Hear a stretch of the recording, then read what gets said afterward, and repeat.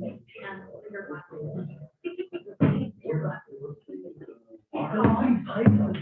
have something that you're handing back tonight? Yes.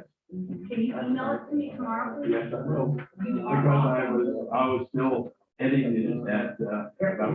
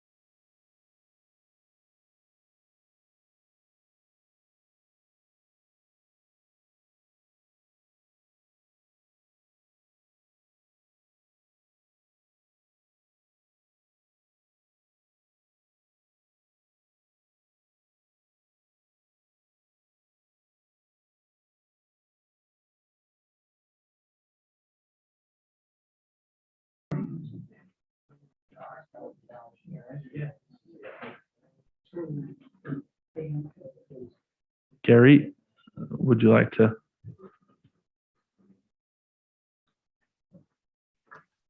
I thought Jeremy. Oh, yeah, was taking Jeremy, over. you're going to be the proxy. That's right.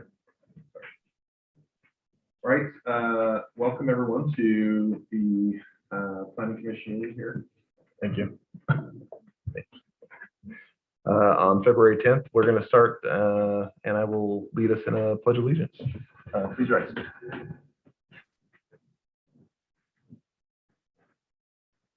I pledge allegiance to the flag of the United States of America and to the republic for which it stands, one nation, under God, indivisible, with liberty and justice for all.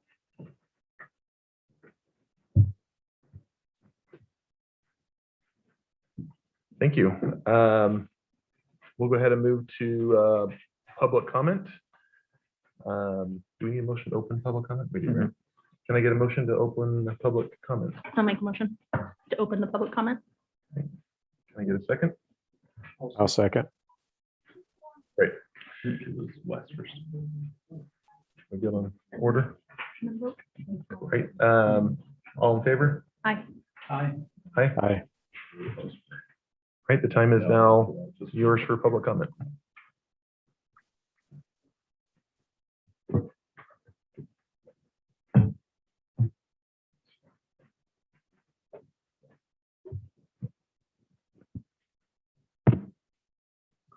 Paul Sturm, 2527 Deer Run Drive. The public comments I have tonight is a general comment on agenda items number 7, pages 20 to 21 of 40, and agenda item number 9, pages 38 to 40 of 49. I have a question regarding the process procedure being used for these agenda items in this packet. This is the first time, possibly in a long time, where we have had 2 potential city ordinances presented to / developed by the Planning Commission in the same meeting. Why is the Planning Commission now preparing a complete city ordinance document with all the whereas statements and signature blocks for the City Council? It thus appears what the Planning Commission is proposing for a city ordinance is a foregone conclusion, and that the City Council will approve it without changes. If this is the case, or has the process procedures been changed? Has the City Council been consulted about this process? If this is a protocol change. Thank you.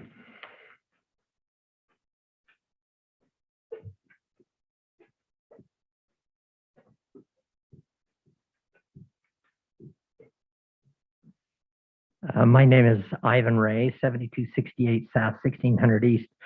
And so Chairman Davis, should I wait until item 6? That's where I've got a comment.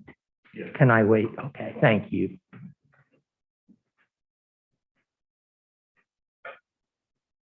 Any other comments? Okay, can I get a motion to close public comment? I'll make a motion to close public comment.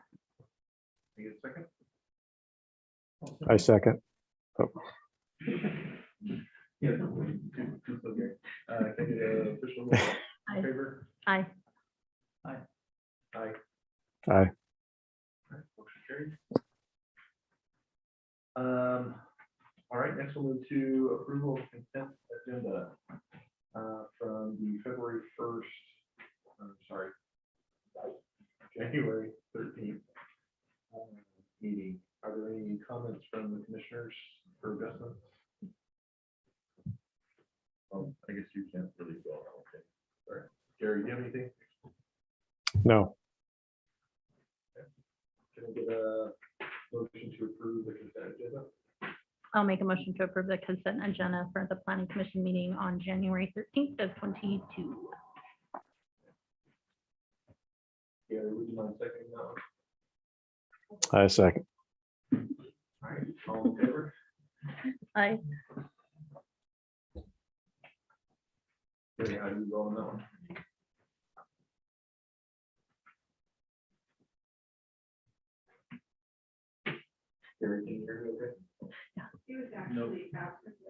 Oh, he was absent, so it's just. Yeah, I'll abstain. Okay, that's a good call, sorry. Sorry, I couldn't hear you. Do we need a quorum on that one So do for we an need a- approval? Yeah.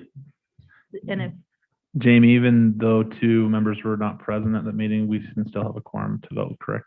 To vote to approve the minutes? Yeah. That's correct. so, So with Wes not being here anymore. how Well, does that, the next item down, do you want to skip this agenda, go to the next one, and then we'll jump back to it? Sure. but can we do that? Oh, there's a motion. Yeah, you Yep. have to carry the motion. So I will say that Commissioner McFadden has completed all 4 hours of his required training Okay. for the state. So he He's able can to. act as a full member. Oh, okay.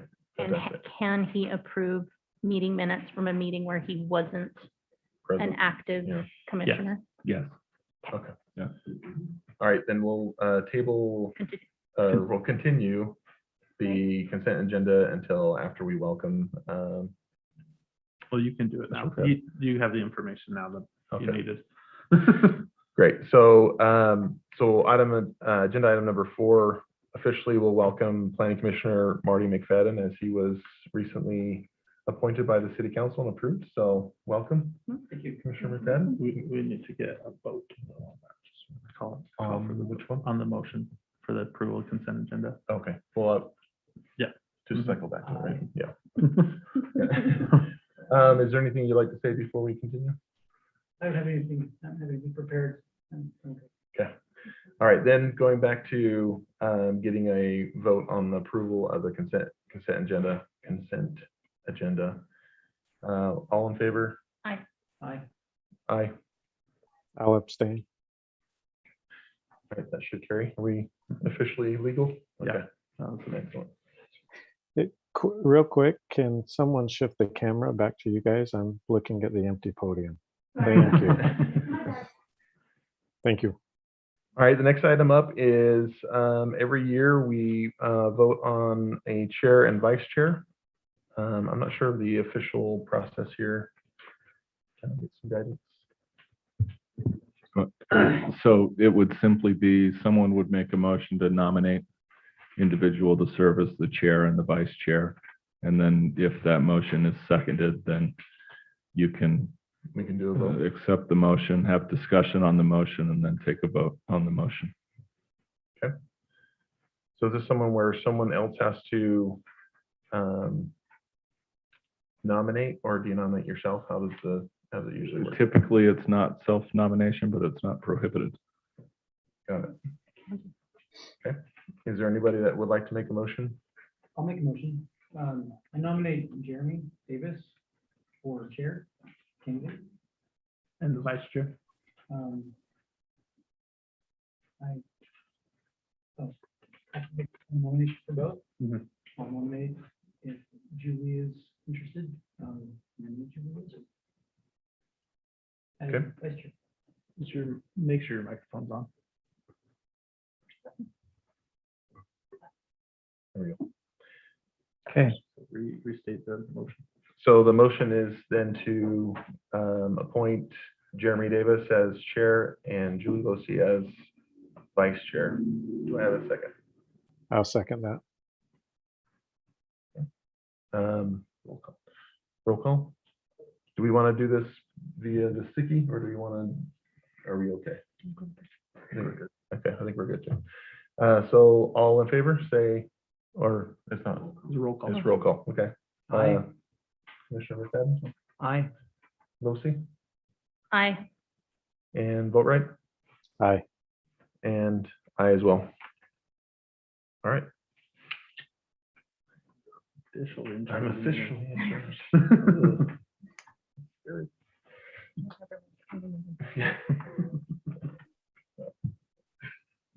Okay. It's all on you now, Jeremy. Yeah, no pressure. All right, we'll move to item number 6, public hearing and action on preliminary plat improvement plans and rezone for Sophia's Haven subdivision. Would you like to give background prior? Yes, please. Thanks, Sam.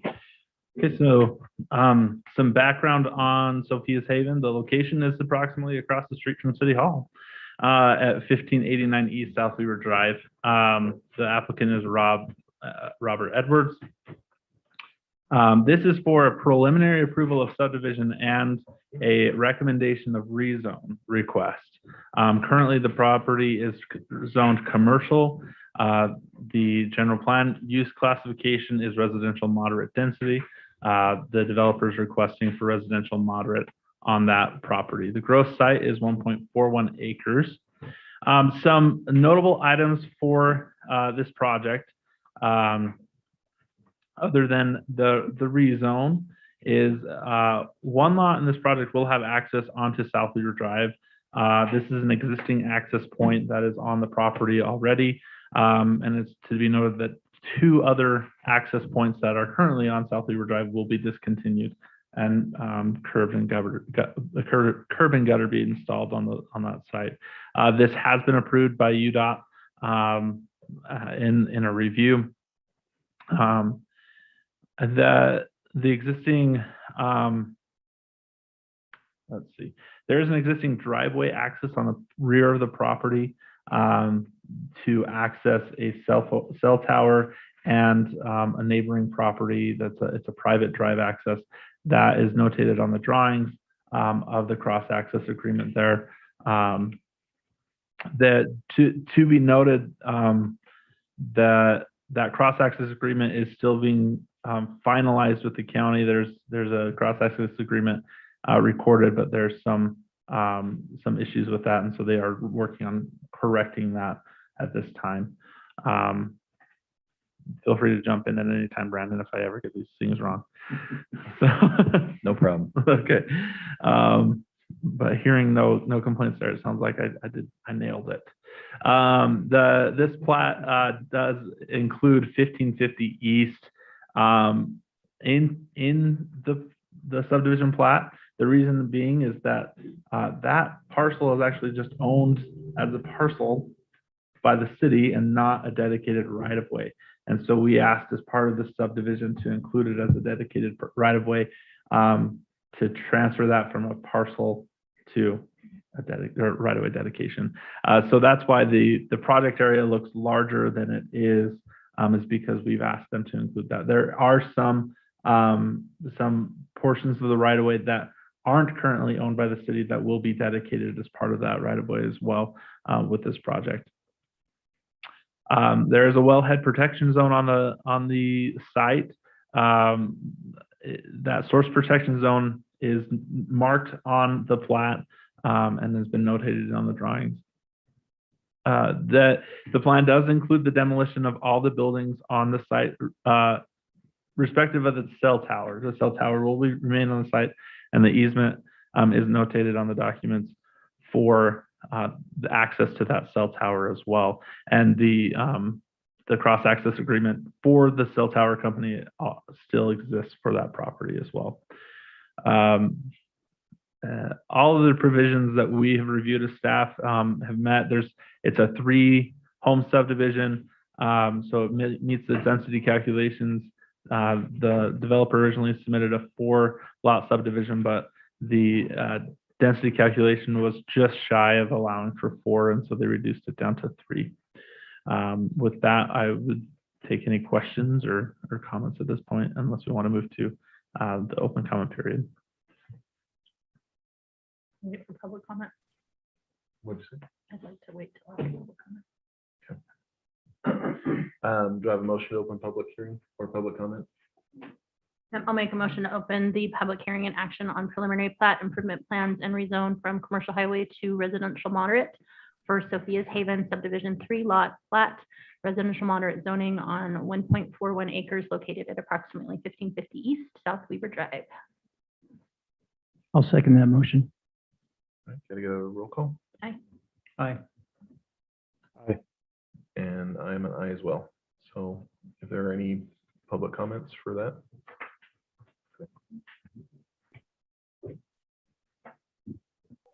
My name is Ivan Ray, 7268 South 1600 East in South Weaver. And I've got one handout Shall I just can I bring it up? Is it going to take away from my 3 minutes if I do this? Oh, You can bring it up and we'll pass it to him. Yeah. okay. There should be about along here. Thank you. Okay. I've got a couple of concerns on the project. I'm glad something is going to be done with the property. We sold it. I'm one of the owners of it, and my sister-in-law, some of her family's here today out from Ogden area. Anyway, when it was sold on the 30th of March, 2020, I included a $20,000 grant, if you will, to clear the property. So the day after we sold it, the True Homes representative came in to the bank and got the 20,000. It was a 90-day deal. So nothing happened. Technically, we probably should have got our money back, but I haven't pursued that. But my concern is this. We retained ownership of the property south of the metal building. On the map, it's the large yellow highlighted area. I did that, kept that in our name, and the plot number, serial number is up at the top. You'll see the yellow slash there. That means that's the ownership record there. And then, I got to take my mask down. Is that okay? Yeah. Then we also have, with the cell tower people, an orange fiber optic cable that's buried. You can actually see the asphalt where the trench is. That's the orange. It goes, and I wrote the feet down. The gentlemen that are working on the cell tower now helped me today. It's 124 feet long and a 2-foot wide trench, fiber optic, connects out here on South Weber Drive to 4 buried fiber optic pipes, 4-inch in diameter with concrete on them. That's the feed. When I was a young man, very young, South Weber had 8 parties on a line. So you had to be real nice to your neighbors to be able to have a turn to talk on the phone. We've come a long way. We have a cell tower now. So in 1991, my dad had passed away. We made the determination that when Sprint CC Holdings came in, we'd let them put a cell tower. It's a valuable thing for South Weber.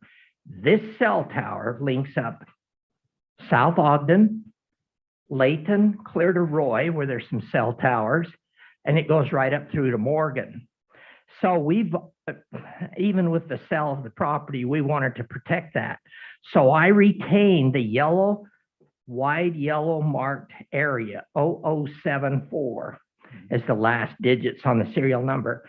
Retained that so the cell tower people could come and work on the cell tower. So Sprint and T-Mobile merged. As many of you may be aware, your phones, I hope, work better. 2 weeks ago, my wife and I, well, there was an emergency in South Weber. I called 911. It went dead. My wife on her cell phone called 911. We're with T-Mobile. It went nothing. So luckily we were at home and called on the landline and it went through. I talked to T-Mobile and they traced it down, and they said because they were doing the repair on the cell tower, because they're taking Sprint's modules down and putting T-Mobile up, that's probably what caused it to not work. And I said, hey. And they said, all you got to do is turn your cell phone off and back on again. And I said, when there's a 911, you can't do that all the time. So this tower is very important. This development, I couldn't tell from the drawings if they put in place a protection corridor for that fiber optic cable.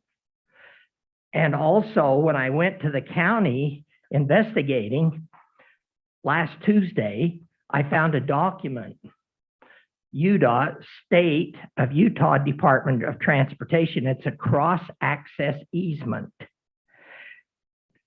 My property, our property, is listed at the top. And in the document, it is called Parcel A, the exact description of our property. I'm not a signatory in this document. and I talked to Trevor, he was good to help us, and he said, I don't know why they did that. And not only that, I didn't vacate my property. I didn't vacate it so they can do what they want on my property. That narrow wedge, and I put the dimensions, 206 feet long, 30 feet wide. So my concern is those two things. Number one, fiber optic cable going from the cell tower out to the road. If that gets dug up or broke, you've heard stories how much it costs to repair fiber optic. And the parcel property in the back, we don't mind people having access and going across, but I don't want, with the definition that Jalen and Denise at the county said, is that we vacated our property. And I said, wait a minute. Yeah, that's my property parcel number, but I didn't sign any paperwork. The Respecs did, and Rob Edwards did, but I didn't. So I'm hoping the Planning Commission will check those two things out. It'd be important. And one other thing, in behalf of the family, it hasn't affected me directly, but my sister-in-law, in dealing with True Homes in the past, she is owed close to $650,000 still. They haven't paid her. So it's not a good situation. But anyway, that is my concern. And whatever the Planning Commission does, please don't compromise that cell tower. It's a benefit to South Weber. My dad donated the property where the well is years ago when I was a young man. We had 2 horses there and some cattle. And he donated the end to sink a 400-foot deep well. Now it's over 600 feet deep. So the city would have culinary water as a backup. So I know he would want that communicative ability left intact. And that's my purpose for it. I'll answer any questions should there be any. Thank you. Okay. Any other comments?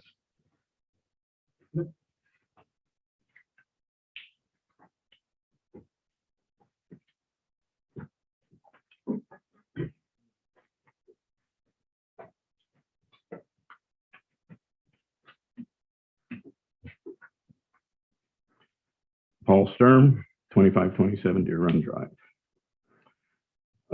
Comment on the drawings. Several of the drawings in this presentation do not have legends, which make them difficult to fully interpret.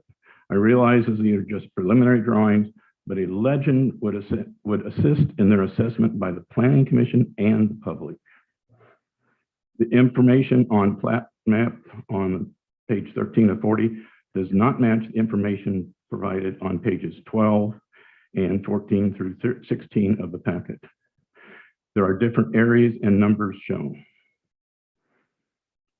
Number 3, these drawings also seem to show that Sophia's Haven subdivision property includes a portion of South Weaver Drive. This is UDOT property, and that was just explained. And probably of greater importance is that this property contains a potential historic site. The brick building in the middle of the property is the site of the remains of the South Weaver Amusement Hall that was built in 1897. For reference, please see pages 327 through 333 of the book, South Weaver, The Autobiography of One Utah Community by Lee D. Bell. It was published in 1990, and which was distributed/sold by the South Weaver City itself. It is also believed that any building more than 100 years old needs to be considered as a potential historical site by the federal government, and that they should be contacted.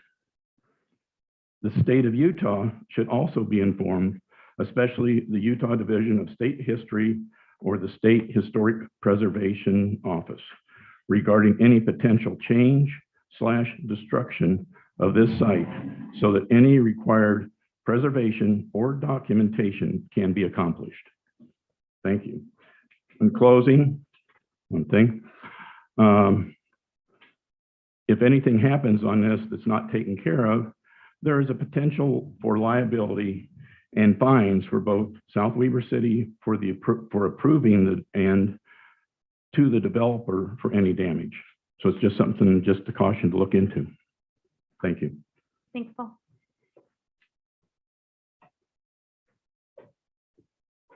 Do you have any additional comments?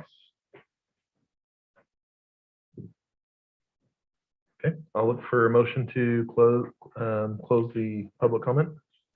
I'll move that we close the public comment period, I'll the second. public hearing. Thank you, Gary. And Julie.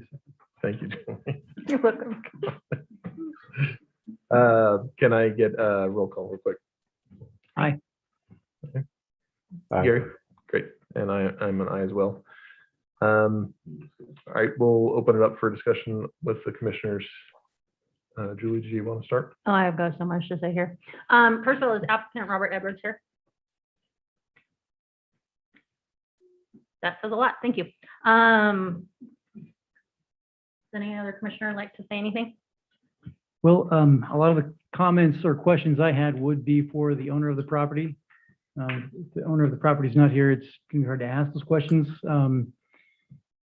I do want to find out about the utility easement that is just south and contiguous with the parcel of property that Ivan owns, to understand if that is the intended relocated position of the fiber optic, because no utility easement exists where that current fiber optic cable is right now, and that's bad news.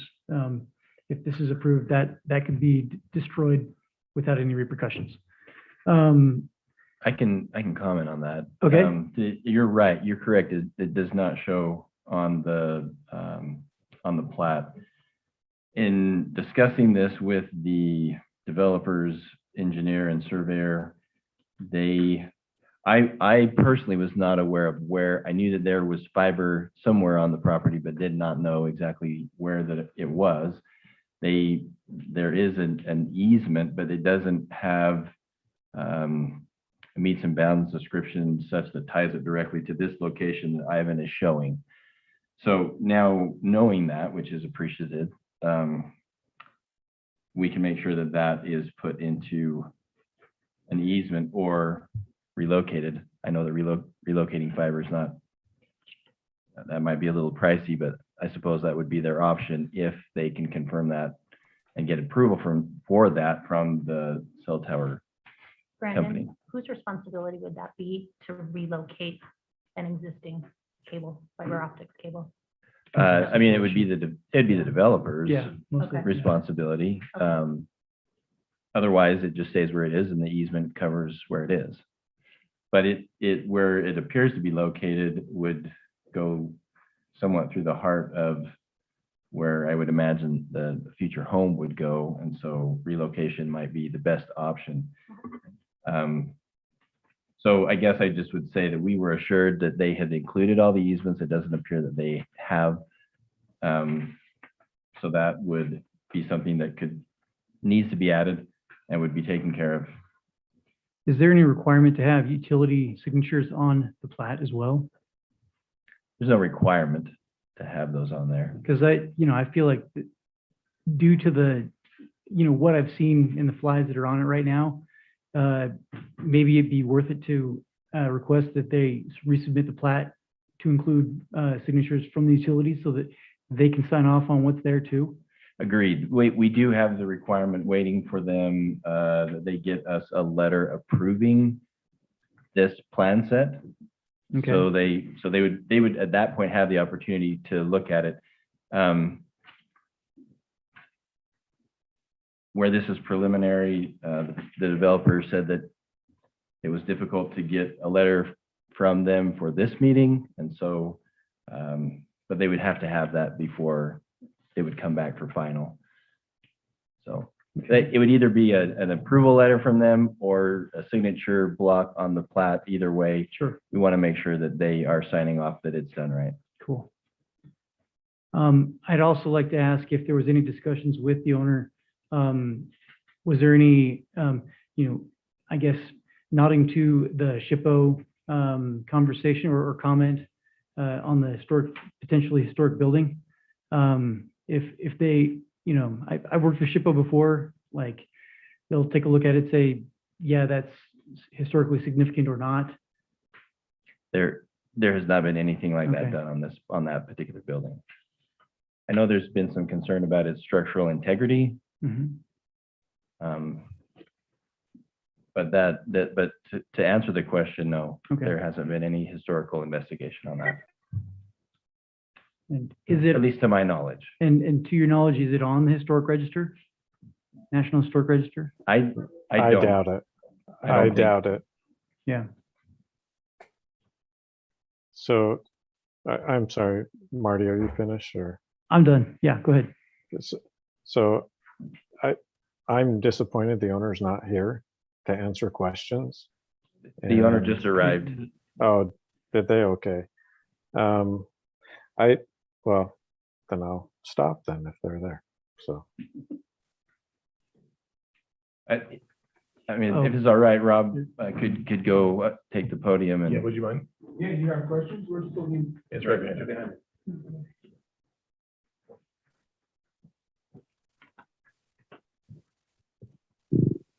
Okay. Would you please state your full name and your address, please? Rob Edwards, 2704 Newcastle Drive, Sandy, Utah. Great, thank you.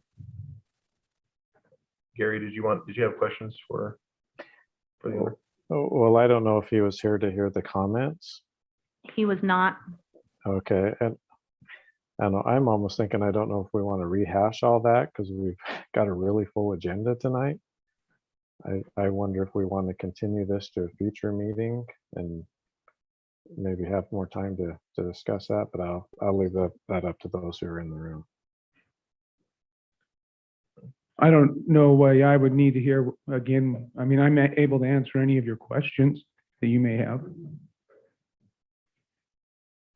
There were two items that I wanted to ask about. One was if there was any communication with the cell tower service providers on how to relocate that fiber that is currently not in a utility easement on the property. There has been some discussion. We're going to leave it where it's at and provide an easement, I believe. So change where the easement is indicated to where it currently is. Yeah, for the existing line. Okay. And then with respect to a building that's been there for over 100 years, has there been any communication with SHPO, the state historic? We have had some conversations and we can have some follow-up and some more information for you.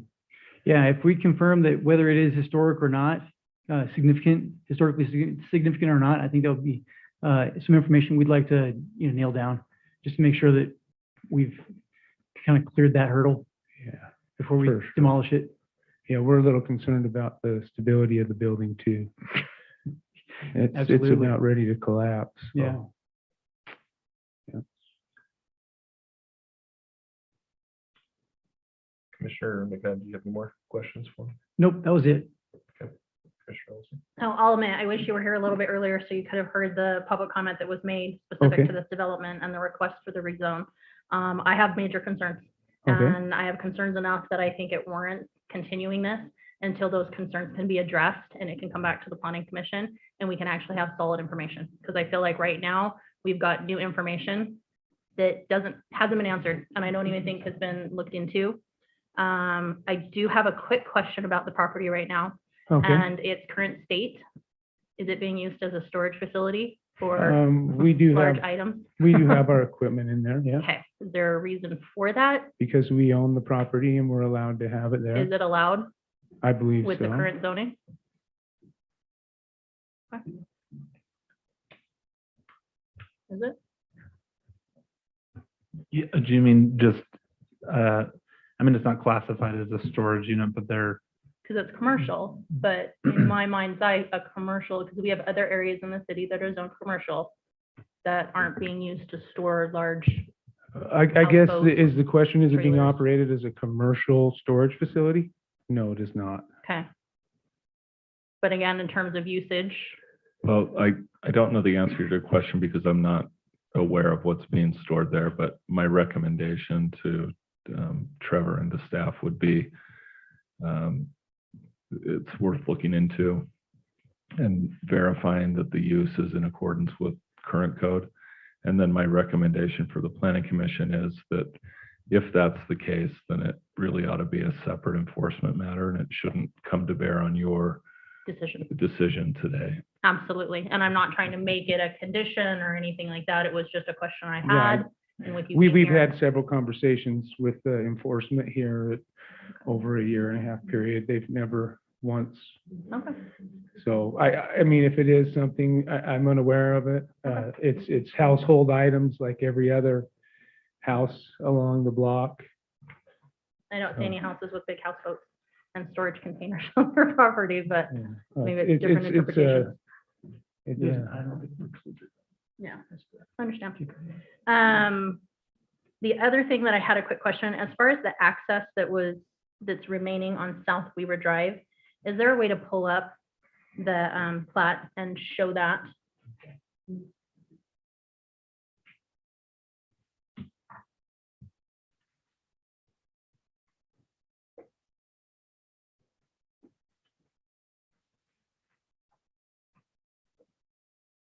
Page 15. One more, two. There you go. Okay. Oh, page 15.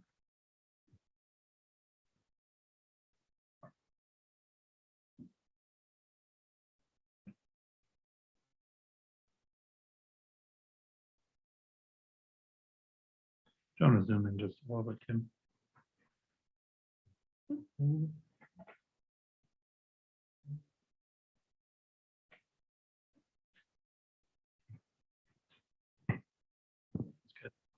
So both of those are being left?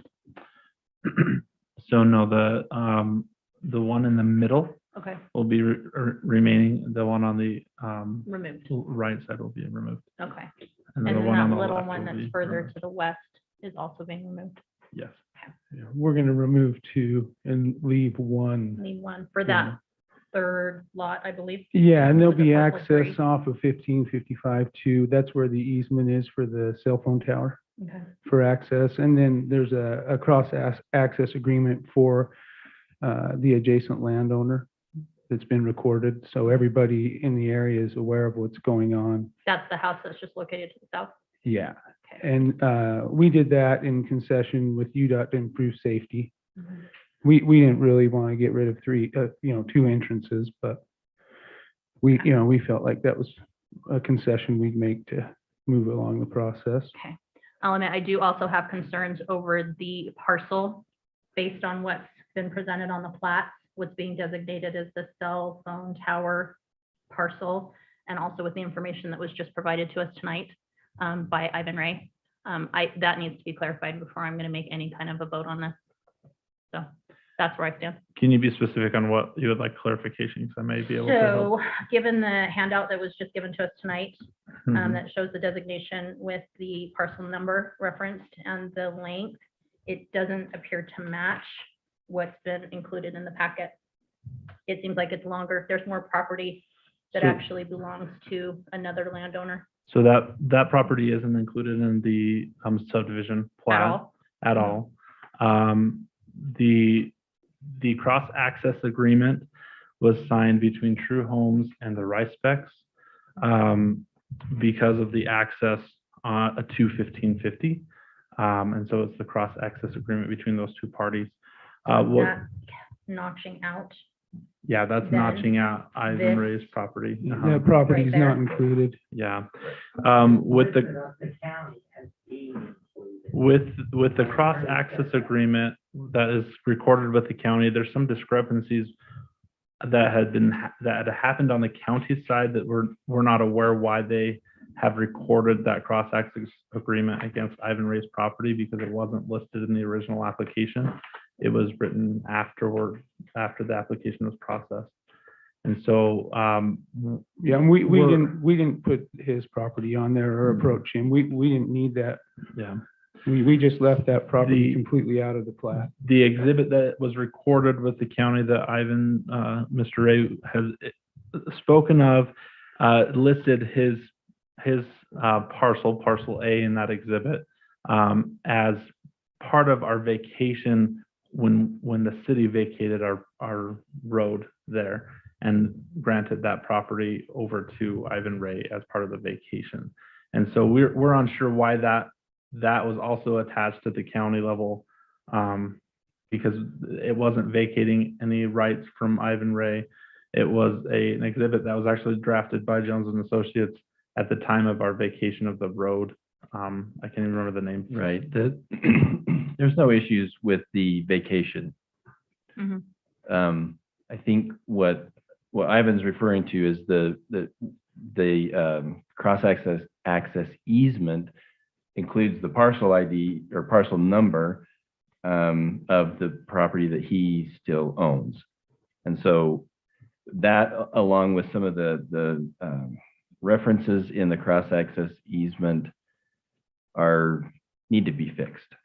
So even though it's a recorded document, it still doesn't fully convey what it needs to do Mhm. and reference properly what it needs to reference. And so that still needs to be fixed. That would have to be fixed before final. Could that be put down as a condition? Sure. Yes, It absolutely. will be a condition whether you say it is or it isn't. It wouldn't require anybody else to sign on or anything. It would just require the document to be updated and then the people that have already agreed To be clarified and to everything. just initial it and agree to it again. And they've already assured me they do that. Yes, the respecs are here. So it appears that they are, and you can speak for yourselves if it's okay with Commissioner Davis, but it appears that you're okay with the cross-access easement, but the form needs to be fixed. So Brandon, just to clarify on that, you said that will be fixed regardless of if we include it as a condition or not, right? Yes, All right, yes. That thank was you. already a comment that we had. Thank you.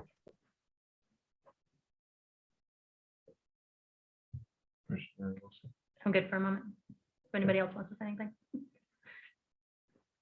The only question I had was to staff, if they felt like there was anything outstanding. I didn't see anything in your notes that you guys were calling out specifically, like, hey, we need to be careful on this. There was nothing on the planning side. I'll defer to Brandon to. No, I mean, I feel like what they have presented is ready for preliminary, but there are still those things that need to be fixed before final. Commissioner Boatwright, did you have any additional comments? No, thank you.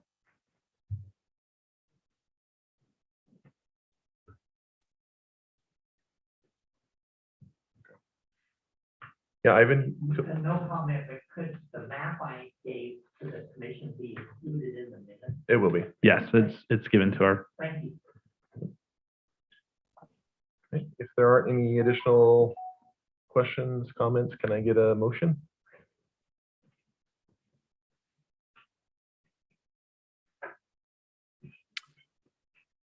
So I'll move to approve the preliminary action application for Sophia's Haven and recommend the approval of the rezone of the property located at approximately 1589 East South Weaver Drive from commercial C to residential moderate density RM to the city council. Is there a second?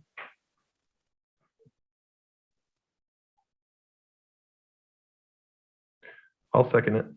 Can we get a roll call? Aye. No. Commissioner Aye. Boatwright? And I'm an aye as well.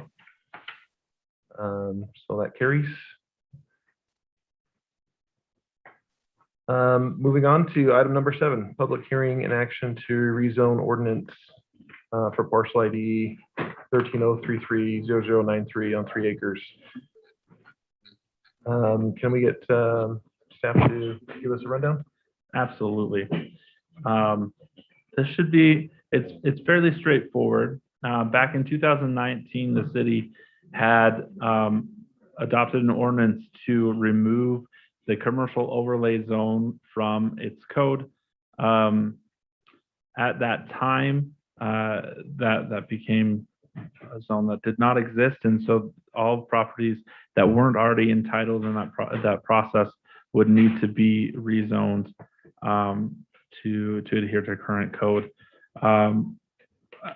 Being new, I got to help push that forward through the finish line, and so we noticed that was an inconsistency there, and the action needed to be completed to issue the rezone on the property. And so the city initiated the application for rezone through ordinance to rezone that parcel from commercial overlay to a commercial highway, which is what is on the general plan zoning map. And that is Trevor, just to clarify, so this is not the planning commission writing ordinance, but is Correct. coming from the city. It's a recommendation for a rezone that will be adopted by ordinance through the city council. Thank you. I'll make one more note, since there was a public comment that questioned why there was ordinance text accompanying this.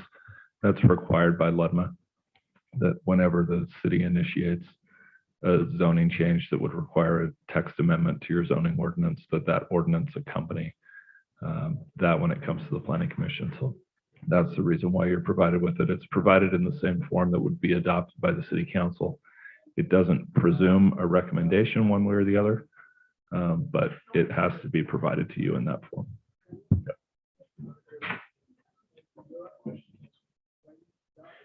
Can I just also add one thing that to go along with the ordinance, that it references the parcel ID number. But I feel like it would be also good to add the legal description along with it. So if I might just slip that in there. Add the legal description for the parcel ID, is what you're saying? Yes. Okay. Because sometimes parcel IDs change, but the legal description will always carry forward.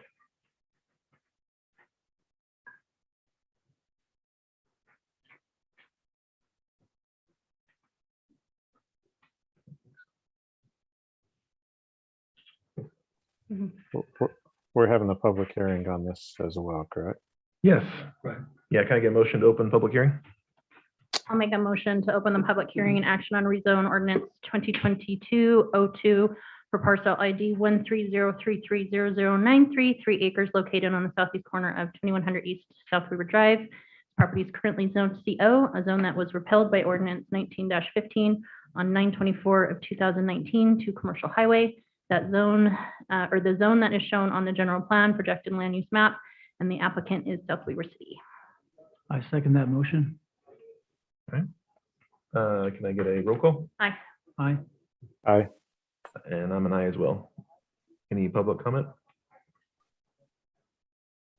You're good? Okay. All right, looks like we're good. Can I get a motion to close public comment? I'll make a motion to close the public comment. I'll second. All right, roll call. Aye. Public hearing, sorry. Public hearing, yes. Roll call one more time. Aye. Aye. Aye. And I'm an aye as well. Do we have any questions from the planning commissioners? I see this simply as cleaning up our code to finally fall in line with the zone that we've gotten rid of, so I don't have any concerns or questions about it. Agreed. Yeah, I'm the same. Gary, any questions? Well, no, this is probably the easiest thing that we've had to deal with in many years, so.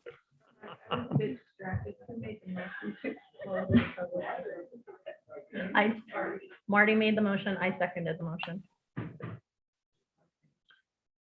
Okay. I do not have any questions either, outside of whoever makes a motion to approve it. I agree with Brandon, and we should put a statement in there to update the parcel ID to legal description. So I'll wait for a motion to approve. To recommend. Recommend approval. Thank you. I'll second. We need the first. We need the first. I thought you did the first. Oh, no, sorry. You asked for a motion.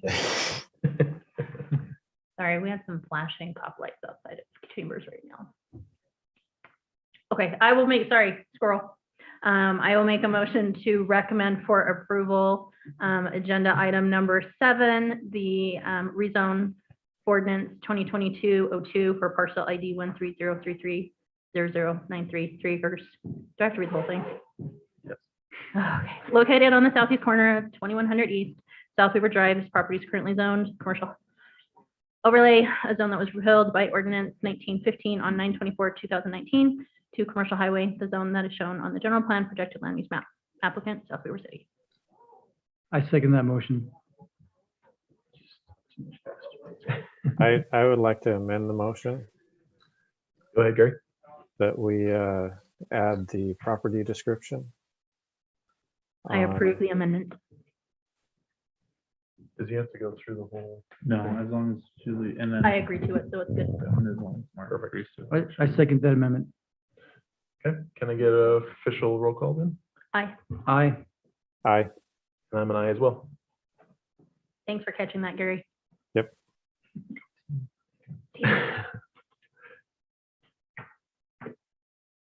All right, item number 8.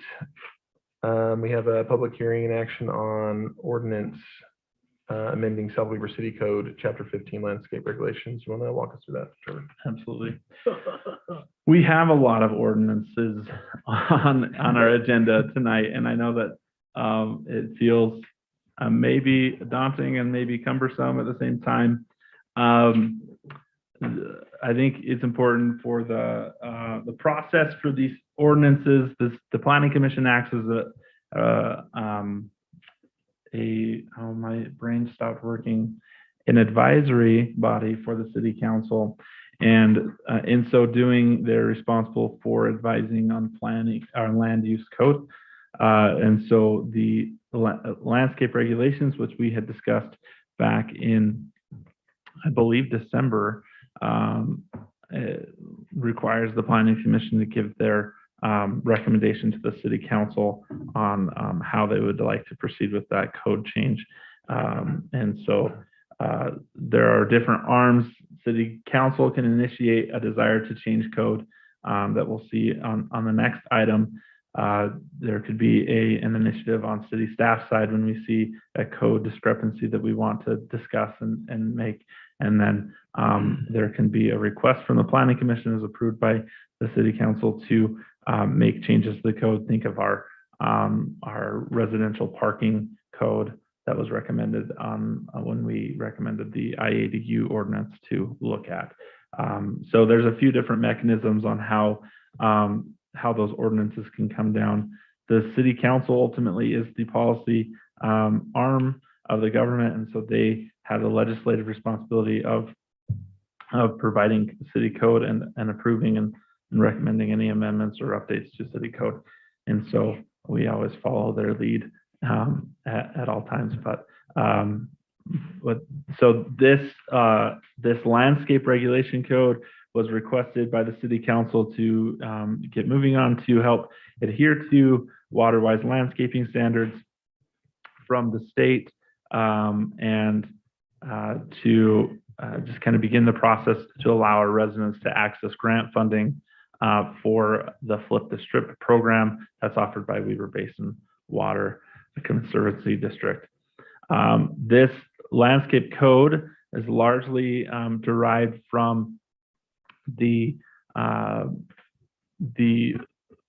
recommended code from the Weaver Basin Water Conservancy District.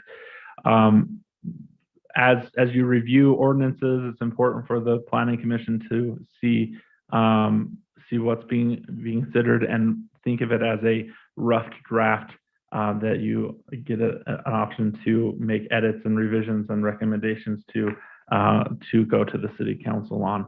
And so while it isn't a completed ordinance ready for someone's signature, it is ready for you to make your edits and your recommendations for the ordinance to go through. So the major things, the high points for this ordinance first of all, is not requiring any homeowners to rip out any of their existing landscaping. It is not retroactive. It's all new development that would be subject to this. Now, if a developer is installing all landscaping for the entire project, this draft ordinance has it that the developer would be responsible to follow the water-wise standards as issued in the code. If a homeowner is responsible for installing their own landscaping, then they would be only responsible for the park strip portion of theirs to adhere to the water-wise landscaping. The rest is merely a guidance and suggestion there. Another high point is if a developer is allowing the homeowners to install their own landscaping, but has a model home for the development, it's requiring that model home to have the water-wise landscaping as approved by the code, as a model to encourage that landscaping throughout the community, but not necessarily forcing every resident to adhere to that. In multifamily residential, they will be required to adhere to the water-wise landscaping code. And then as you move to industrial, commercial, and institutional, those would be required to follow the water-wise landscaping code. Now, there are provisions in the code for active landscape. So like a soccer field, a baseball field, something that is an athletic field that would allow them to amass more turf than passive ground. And so there's some provision on that. So think of it as if there was a charter school that wanted to expand or build somewhere in the city, we're not going to require them to only do water-wise landscaping because we know that there's a need to provide active space there. Again, that's also for the city. If we're providing active space for any future projects, then we would be allowed to do that. But in other projects where we don't have active space, we would also be required to follow the same landscape code as delineated here. Some delineations in residential is that that residents would not be able to, and again, this is only if it was developer installed, would only be able to allow for 35% of the total landscaped site to be a plant amassing in aggregate requiring overhead irrigation.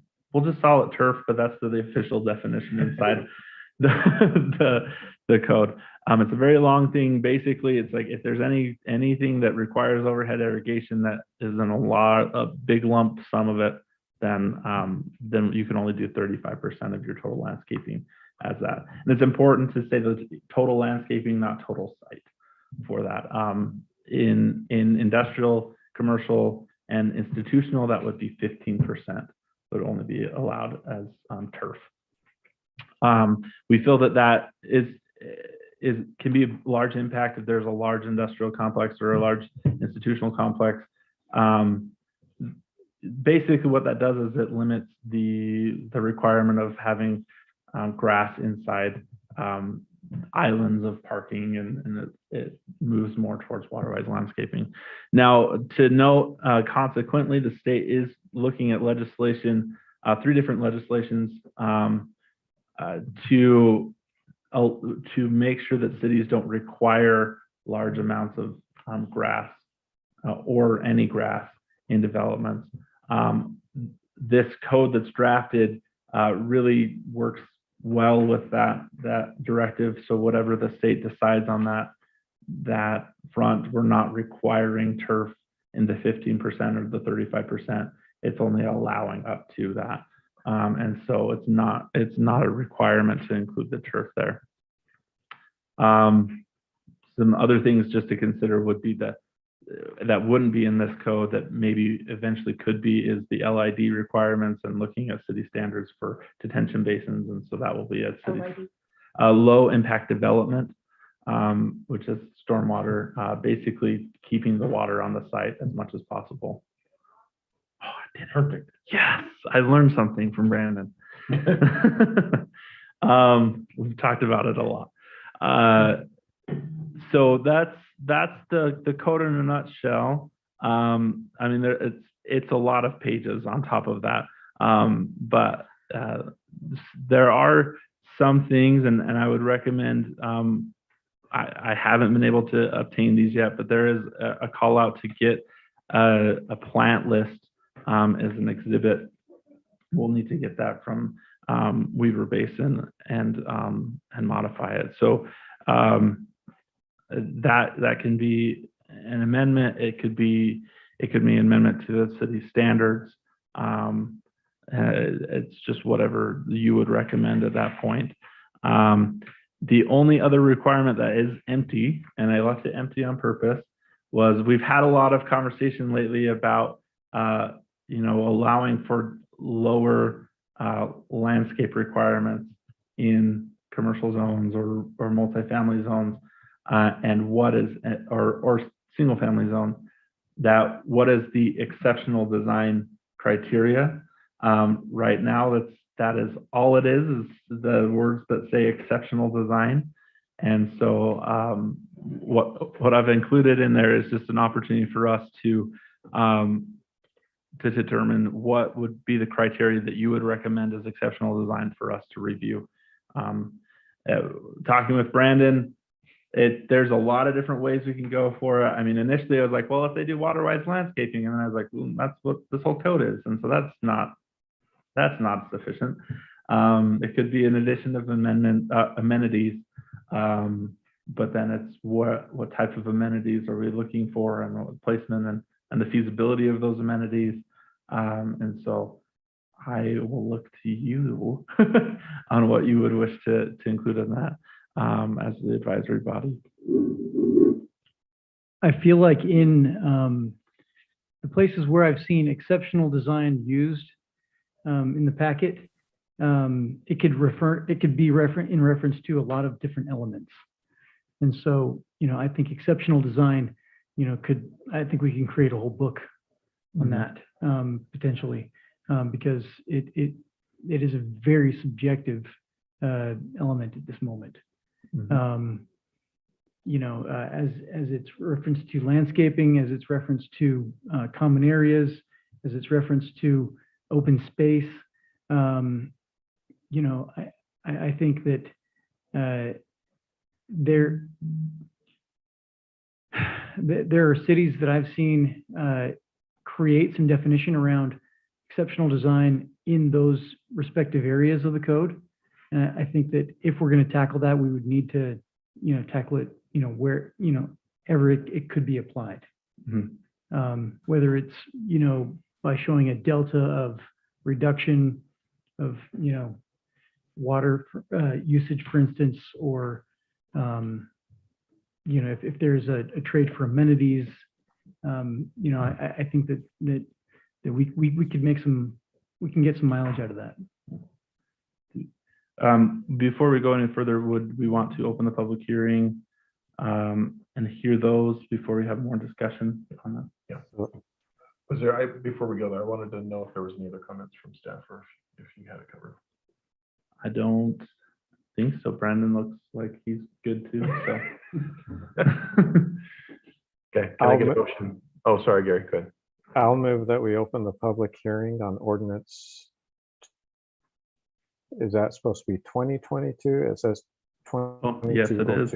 Okay, so 2022-04, amending the South Weaver City Code, Chapter 15, landscape regulations. Can I get a second? I'll second. And roll call? Aye. Aye. Aye. Aye. Any comments?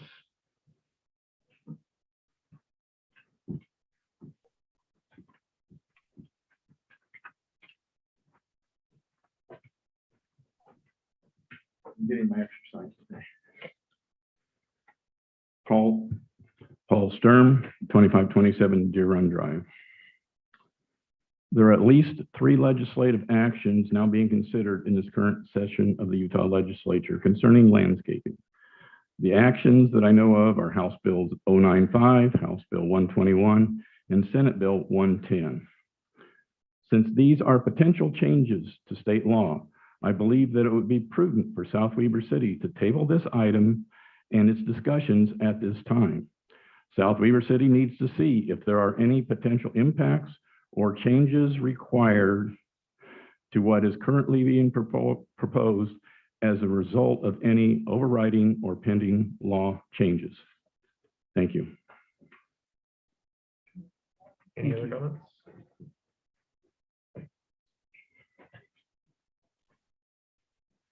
Okay, can I get a motion to close public hearing? Or public comment, sorry? Oh, public hearing, okay. I'll make the motion to close the public hearing. Second. All right, can I get a roll call? Aye. Aye. Aye. I'm an aye as well. Okay, commissioners, do you have comments? I do. I think Paul and I were doing the same level of research because I have the same House bills and Senate bills written down on my notes. So it sounds like, and I just want to clarify, Trevor, this has been looked into, these are being followed, and there's nothing right now with what's being proposed that's standing in complete opposition to what those House bills and Senate bills are proposing, correct? Okay.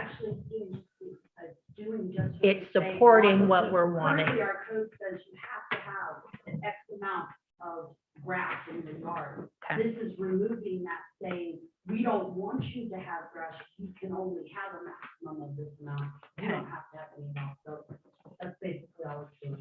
Okay, and again, anything that is approved at city council for this landscape ordinance, it is not going to impact existing homeowners unless they choose. This is only going to be for new developments, future developments, because I want to make that very clear. I don't want people freaking out thinking now the city is going to come in and dictate how your front yard has to look, how your side yards, how your backyards, like none of that is being impacted by this landscape ordinance. No, there is a provision on significant updates. However, we have it written that if it was initiated by a developer, then that would, and installed by the developer, then they would be required for those provisions. But if it's initiated by the homeowner, then they would not be subject to the same requirements. Does that make sense? It does. And then I had a question, it's page 28 of 40, where it's talking about the meter installation and then the AMR transmitters. Is this something that's going to be required for new developments? But again, not for existing.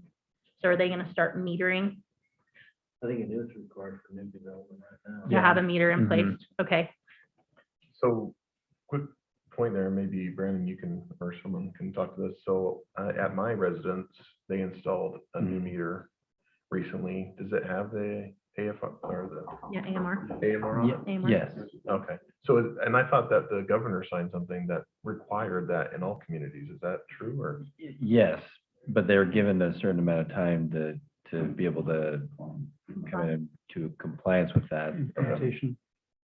Yeah, So eventually, we're gonna have that anyway on secondary day, correct? correct. Okay. Yes, but right now it's required that any new secondary going in has to have a. Has to have meter. it. Yes. How does that impact existing owners that maybe do not have current active monitoring on their secondary water? It doesn't impact them in any way. I mean, Okay. it's the company, the secondary water company Company, that has which- to get that installed at some Okay. point in time. I mean, And we have 5 basically, districts, correct, in South Weaver? Four. Four, okay. And they are, a bunch of them are already installing meters on. And- existing. Secondary, existing. Yeah, I believe everybody that's south of the canal, which is Weaver Basin, all are already metered, and I believe that some of the others are working on that. All the new developments are having meters already going in, so. And just for the sake of anyone listening, the AMR meters are basically radio transmitter devices that allow for the water company to just drive by and Right. collect that information instead of having to pick a box and look inside. And that lowers our infrastructure cost as a city. And that's a good thing. Yes, right. At a minimum, it's got to be that. There's a variety of ways that they can collect that data. But yes, they need to be able to read it remotely. And I have a question, this may be something that we know or we don't know, but with regards to having those meters installed and the transmitters and being able to read it, is that going to impact those, like it will be a requirement for those that want to take advantage of the Weaver Basin, like Flicker Strip program? Do we know if that's a requirement? I don't believe so. I don't think Okay. that that's No. necessarily a requirement for flip the strip. What the requirement was for the flip the strip was that we had code promoting the use of waterwise. Waterways. landscape. And that's what this is giving us. Yes. Okay. Another question I had was on section 9, the removal of paragraph E, which is basically stating that buyers or homeowners who are installing their own landscaping or new home construction, that a time frame is not being established. Is there a reason why that's being removed?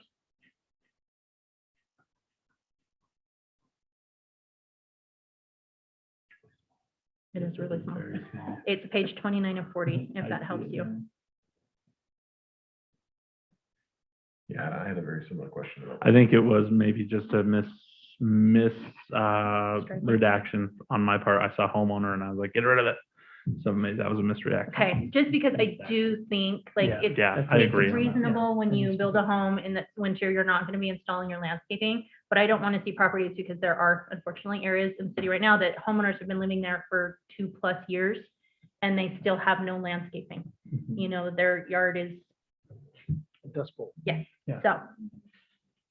That would be my only recommendation, is that we include some type of a time frame. And I don't think the 18 months that's in there is restrictive. I don't think it's, you know, demanding something be done in a time frame that's not accommodating. It's reasonable. Does that one indicate, is it like front yard only? Is that? Yeah, it's 18 months to get the front yard done and 3 years to do the whole yard. Okay. So I just wanted that Yeah, we can unredact that. unredacted. And I think those are all of my notes on this one. I do think for the exceptional design, and I don't know if this is something that goes back to staff in term, I don't think it needs to be super lengthy, but I think it would be very helpful when we're trying to apply our ordinances to various homeowners to have, or to development, not homeowners, to developers, to say, these are a list of ideas and items that have options, thank you, for what we consider to be exceptional design. Because then every time a development comes in, it's what's the word? It's arbitrary. It doesn't become a personal opinion. It doesn't become, you know, a personal interpretation. It's like, if it has this, or this, or some combination, then that is what we consider exceptional design. I think that's something worth pursuing. And again, I don't think it has to be listing every single option, but let's give them a little bit of some framework that stays non-biased. That's what we would like. Form-based consent, So, yeah. and I don't know if that is the planning commission to come up with that. Is that something staff Yeah, that. can identify? You could task staff to come up with a list and just trust us to do that, or if you want input, and that's your opportunity now to give your input on what you advise the council to consider. Okay. So, if it's condition of materials, if it's, you know, if you, I don't even know what it could be. Like, it could be like, give us fully grown trees and we'll be happy. Like, that's a lot to ask, but, Trees of a certain maturity so that they actually survive the first winter and windstorm here in South Weaver. So, Trevor, is that a section we have to have? I mean, because like Commissioner McFadden said, I mean, we could create a book of exceptional design criteria, or is there a standard that's already, you know, existing, or other, you know, cities we could look at to, because I wouldn't even know where to begin. Yeah. I think that's where you can recommend that we task staff. You could potentially say, these are the items that are important to us, try to find a way to make those as the criteria. Does that make sense? Like, amenities are important to us, or quality materials, or trail accessibility, or, you know, whatever those items might be. I mean, those three pretty good items that we could put down there, and we could jump off there. That the idea isn't required in our code, but right now it is just very subjective when has exceptional design. When city staff brings it to planning commission and city council, is like, well, they gave us a pavilion, that's pretty exceptional. So we would want to make sure that, you know, that maybe there's substantial improvement to the landscaping in specific ways, whether that's. Would it make any sense to just leave the current language, move this one forward? Because it feels like the exceptional design might be something that could just be isolated, that could come back at. That's what I was thinking. Yeah. I don't want to hold this up. just to Right, exactly, define because that one could exceptional. spin in the wheel for a while. Yeah. I wonder if it makes sense to just move this one forward if it feels like it's ready, get it adopted, that way, you know, residents who are interested in taking advantage of flip the strip and things like that could do it. And we can always bring back and qualify exceptional design. I fully support that. I think Yeah. that's a great idea. Yeah, agreed. Commissioner Olson, anything else? Nope. Commissioner McFadden, any additional comments? No, I think that what I've wanted to say has been illuminated already very well, articulated well. Commissioner Boatright, any additional comments? No, I like Brandon's comments, and I say we move ahead with what do you recommend? I just have one quick question, and then this is a point that I pointed out back in October about the calculation of water, right? So I saw that was in there. I don't know if I fully quite understand it exactly, because it is gibberish a little bit, but MAWA calculation. yeah. So I like that it's there, but I think maybe there's an opportunity to define it a little bit into clearer language to help. Or put an illustration in there. Yeah, I think that could be helpful. And then the other question I had, if this gets approved by city council, has to do with enforcement. I don't know if we have to tackle that issue as in our body, or if that's an issue for the city council to tackle. So you're talking enforcement of, so what we see the process happening is that it would be very similar to the development process, because everything is specifically within the development process, right? If it's a homeowner, then it would be no different for them installing their landscaping after the fact as it is now. There would just be the provisions that they would, and part of the code is that the developer would have to make the new homeowner aware of the law and aware of the provisions around that. And so that half kind of polices itself, and then through the development process, we kind of enforce it through the landscape design review that goes on. It will be a little bit more extensive than it has been. And so that will be just a consideration there, because they have to provide, you know, illustrations of their irrigation and where their drip irrigation is, or their overhead irrigation is, and so that will just be a little bit more. But I'm looking at Brandon; he doesn't seem like he's jumping out of his seat saying, "No way, get out of here!" But so yeah, I feel like the enforcement is all done at the upfront when it's being developed, and then after that, it's the code enforcement of they just have to maintain it so that it doesn't overgrow and things like that. So I feel like that it's not too cumbersome on city staff time. It may require a few more, I don't know if hours is the right word, but some more review and final development Iteration. phase. Yeah, it might just be hey, you're not showing your things, but Okay, thank you.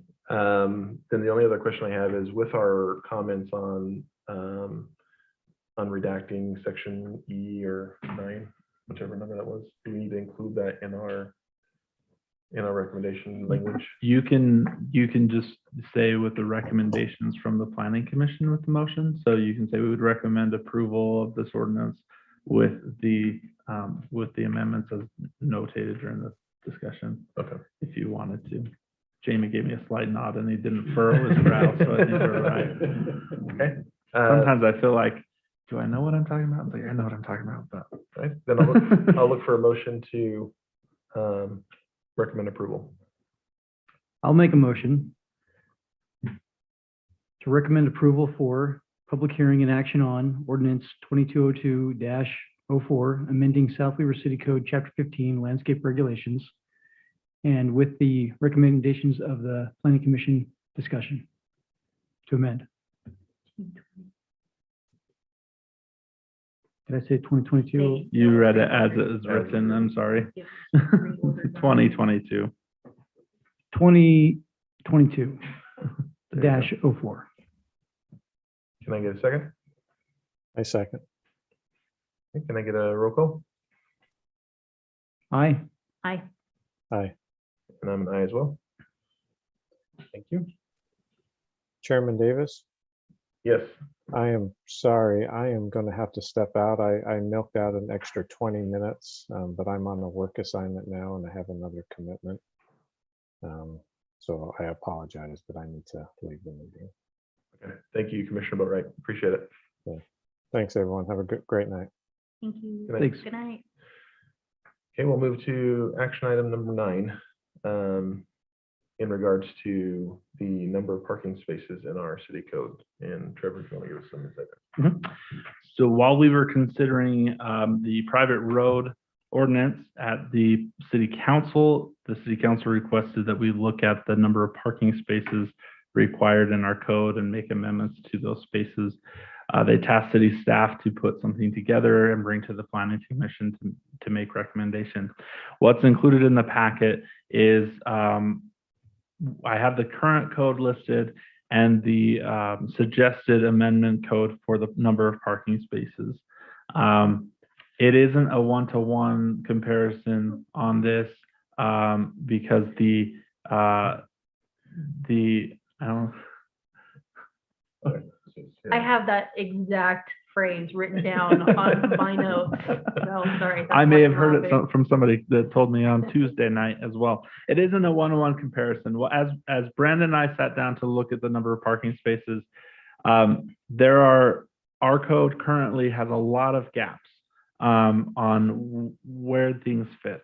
And so as we were trying to compare, what we had done is we went through our land use matrix of approved uses and started listing the spaces. And then we started noticing we end up saying, well, does that fit here? Does that fit in this? Does that fit here? And there was some confusion there, some discrepancies there. So through our research, we're like, let's look at other cities and what they have. The other cities have a lot of, I pulled like 40 different cities codes on their number of parking spaces. And I chose not to include it in the packet because that would have overwhelmed the conversation. What we ended up doing is said, is there an international standard for parking spaces that we could pull from? And lo and behold, there's a thing called the Icc Standards. So we're like, look, they have parking in there. So let's use that as a jump point. So basically what this is it's a launching point of saying, this is what we currently have. It's not terribly complicated, but when you look at things like our intensive retail commercial shops selling directly to the public and less intensive like furniture, appliance, and lumber sales, it's like, well, but there's some gaps in there on where those things fit. And we can say, local market, is that like a lumber yard or is that more intensive? And so what we did is we just looked at the ICC standards. I made some modifications to the ICC standards because they did not include every use. And we can add more uses. We can pull from the other uses that are currently there. But it isn't a one-to-one. And it was really hard to try to have that list again. Brandon and I went through the whole list of matrix, and that was also getting very convoluted as we were going down it. And we didn't want it to be confusing. So we figured that this is a good jumping off point. There's no rush to make a recommendation tonight. If we feel like we're not in the right place, we can continue it to another meeting. There's not a giant rush to get this in code right now. It was just let's start working on it, and the Planning Commission as the advisory body can help us out. So what we ended up, I'll kind of denote what we've added to this. Assembly was an ICC standard 1 per 300 gross square feet. Dwelling unit was 2 per dwelling unit was the national standard. What we added was a multifamily dwelling visitor use. So this would be 1 per 3 dwelling units. What I did there is I just put the current code requires one additional space for every 3 units in multifamily. And so that's what that is drawn from. That's not saying that that's the most correct way, but what we feel about delineating multifamily dwelling outside of regular dwelling units, it allows us to, we'll need to make a definition. And this is where I would recommend we continue and we craft this a little bit more. But we should probably make a definition of what that multifamily dwelling visitor parking looks like. Because right now, multifamily units can include any driveways as their parking requirement. And so that may not fit the needs of a visitor parking, but they can count that towards it. And so as Brandon and I were discussing, we felt that having a separate visitor parking called out for multifamily, in addition to what's already provided for each unit, would help us have a clear delineation, a clear set of parking for visitors, because we know that's a very important subject and as far as multifamily is concerned. Health club is 1 per 100 gross square feet. Hotel motel is 1 per sleeping unit plus 1 per 500 square feet of common area.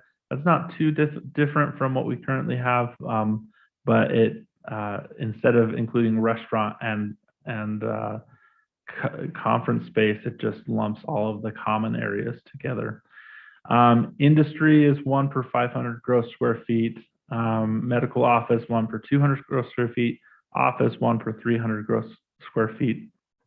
Public building or space in our code currently for civic buildings is determined by the specific review of the planning commission. We feel that because of the public building or space that's very broad. For example, we saw a public building with the pump house that we saw recently that didn't need a large amount, but if we were to say create a new city hall somewhere, then we would want to just delineate that a little bit. Or if another public entity is wanting to build a building, we can kind of determine those uses because they're so elastic there. Recreation commercial was one that I added. It was not one that was in the ICC standards, but since we have a recreation commercial zone, I felt that it was appropriate to add that. So it's 1 per 500 gross square feet plus 5 per individual outdoor recreation space. And that was a dart thrown out at a dartboard. And so we can adjust that. It was just a launching off point. But if we do, I mean, if we have a 50,000 square foot building, then that would require 100 parking spaces. So we feel like that's not out of the norm there. And so the restaurant is 1 per 100 gross square feet. Retail 1 per 200 gross square feet. School is 1 per 3.5 seats in assembly rooms, plus 1 per faculty member, and warehouse is 1 per 500 gross square feet. Chair Davis, a recommendation on procedure in light of Trevor's remarks there and his recommendation to you. If you do decide to table it, this is notice for public hearing tonight. I would recommend that the commission hold, at least open the public hearing. And then you can have the choice to close the public hearing or continue the public hearing to a later meeting. And then you would, of course, continue your action on the matter. And then you would have the opportunity to ask technical questions and direct the staff on what information you need in making your decision. But that way you respect anyone that came to comment on this today. Thank you. Amy, quick question. Would that allow for the public hearing to still take place at that continued meeting, or because you could public do it hearing either was done? way. You could do the hearing today and close the hearing, but I heard Trevor talk about, you know, changes that may be significant on this, and I think the best practice there would be to continue the public hearing. But if you continue it here in the meeting, then we don't have to renotice it. Okay. And go through that process. It would just be continued and it would occur at the later meeting when you take this matter up again. Yeah, I like that. I do too. Any other comments? I didn't want to hear public comment tonight. Yeah, I think that's a good idea. Yeah, you still open it and allow those in attendance to comment. Yeah, so if I can get a motion to open the public hearing. I'll make a motion to open the public hearing on an action on ordinance 2022-03, amending the South Weber City Code section 10-8-5, number of parking spaces. And can I get a second? I'll second that motion. And quick roll call. Aye. Aye. Aye. open for public hearing and comments.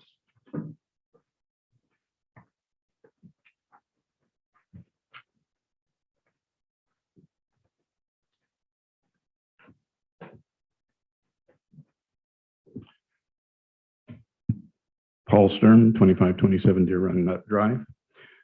Start out by saying I appreciate all the effort and work being put in by Brandon and Trevor on this, because that wasn't part of what we were seeing. I'm commenting on the packet as we see it. Parking spaces have been of concern for several years. It was difficult to compare what the changes were being proposed between current city code and what was being proposed as the information is being presented.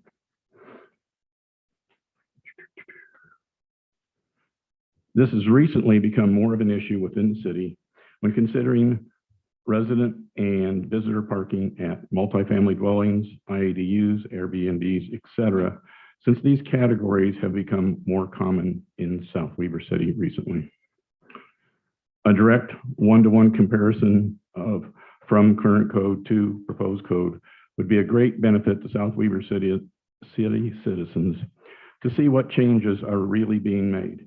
It is difficult to compare any increases or decreases in the number of parking spaces when the denominators, i.e. dwelling units, square feet, seats, etc., in the calculations are not comparable in some cases. I thought it was the International Building Code used may be too high of a standard for a city of South Weber City's size and residential makeup with large families. Having discussed the laws and its parking requirement of 2.5 parking spaces per dwelling unit, I was informed that this was a negotiated number. I suggest that we actually codify this number at 2.5 parking spaces per dwelling unit for these types of dwellings because of all of the past research, discussions, decisions made and agreed upon by South Weber City. Thank you. Thanks, Paul. Thank you. Thanks for sticking with us this entire meeting too. We never see. Any other comments?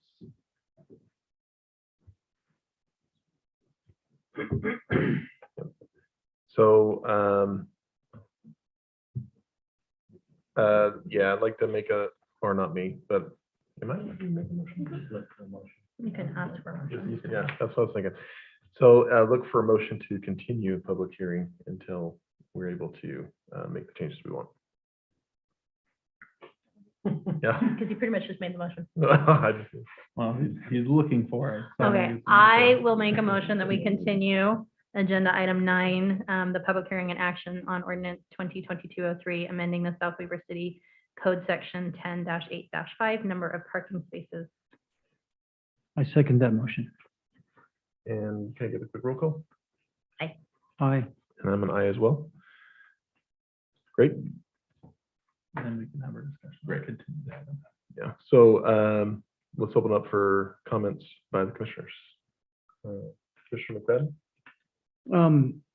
As I've looked through it, and have had experience with, parking requirements, I think that the biggest changes that I see here are that they are adding more specificity, more categories to apply it to.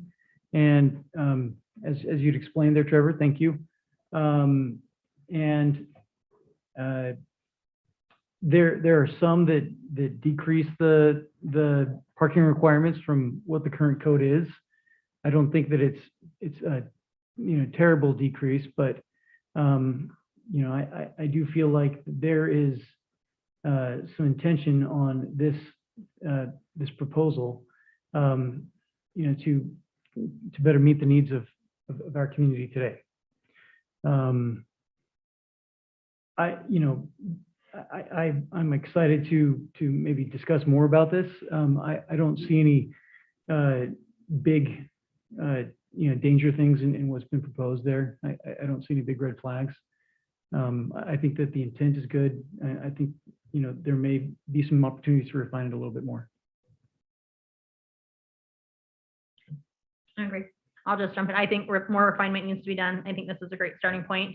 The only comment that I was just writing down is looking at some of on the updated table, the uses, making sure that we are accounting for employee parking, especially in those areas where a hotel, motel, you're going to have employees that will be driving their cars. They will need a place to park.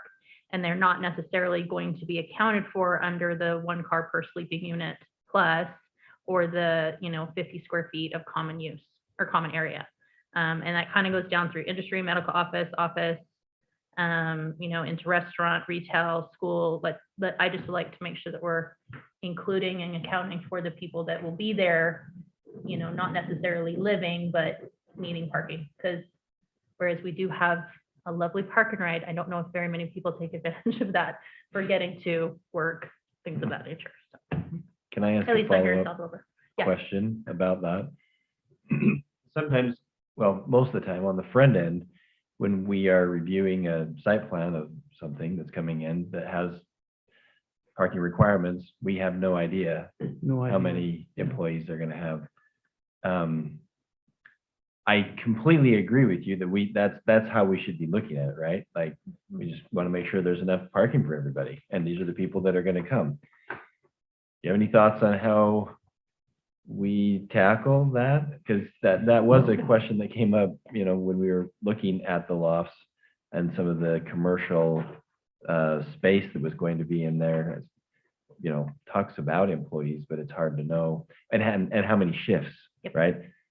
This many per shift, and we have no idea what those uses are And going to crossing of shifts, be. and what if somebody ends up staying later, whereas the Right. shift's already started? And If that you- was very relevant for the South Weaver Gateway discussion on parking, Sure, because we right, don't know what the actual commercial use is going to be, correct. and what they think it could be could change. And then And how does it affect right, parking when it changes? right, but you have to build that upfront, and you don't really have many opportunities typically to come back later if the use changes and add more. Just kidding, we need 3 more spaces. Okay, here we go. Like, Yeah, it's usually, they've built infrastructure such that it doesn't allow for that anymore. So, you can see the predicament that as Trevor and I tried to look into this, we went down several different roads, so to speak, right? And then felt like we had to kind of backtrack, and ultimately felt like maybe if we're just trying to go with the national standard, maybe that's the best. But I also, if we're just having an open, conversation about this, I also look on like our current one, and we list golf courses. Well, I don't know.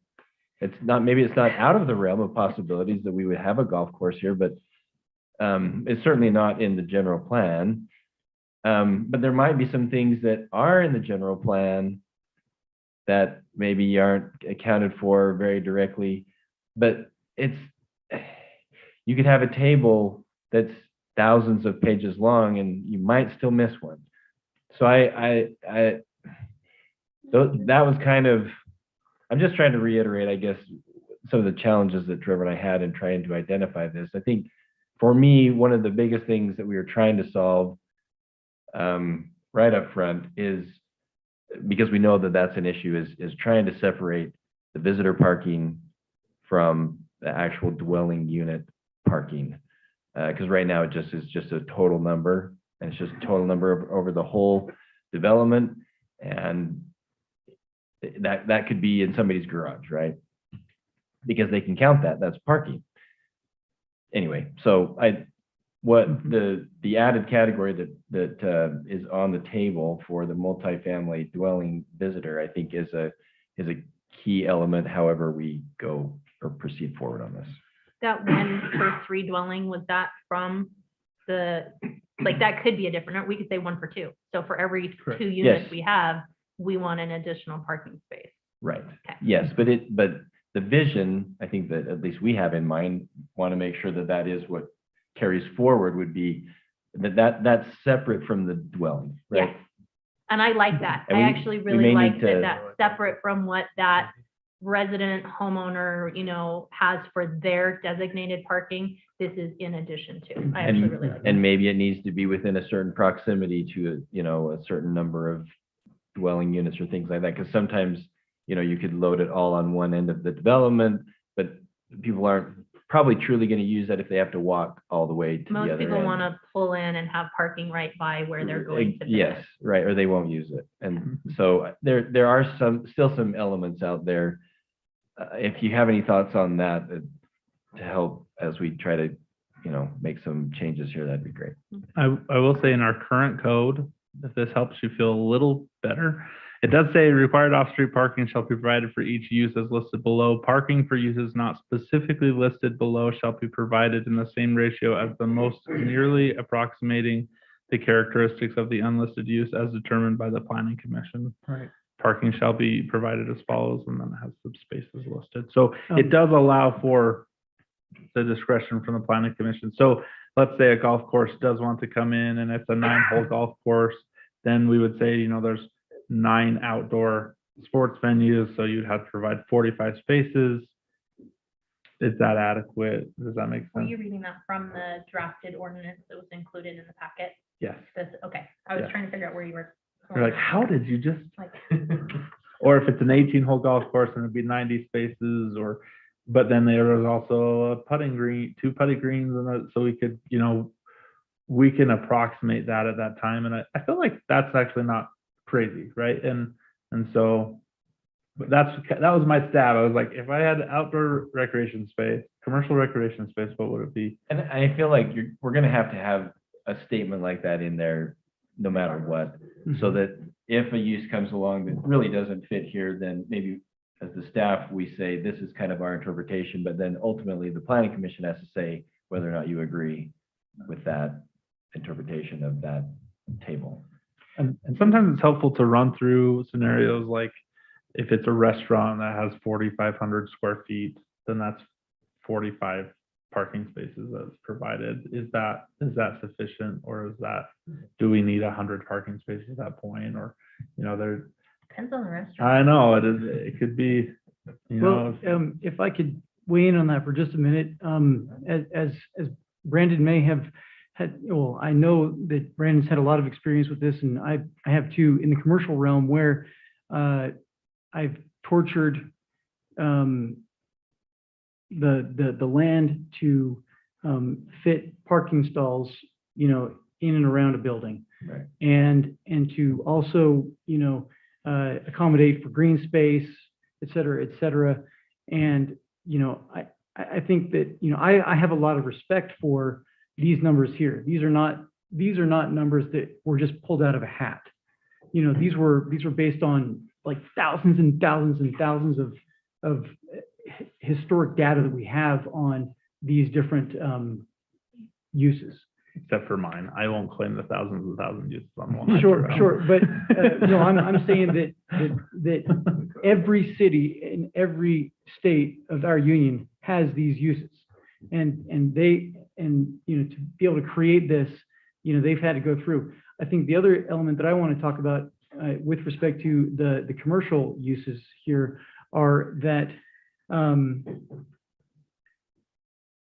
there are, in a lot of cases, and a trend, and not to say that all this is always the case, but a lot of times a commercial building will be built or designed without a tenant in tow, and that tenant could be flipped at any moment, with a different tenant, and so I just want to kind of put that out there, because I think a lot of times we talk and it sounds like the assumption is that, well, we're going to put, a new Applebee's in here and Applebee's is coming in to build it.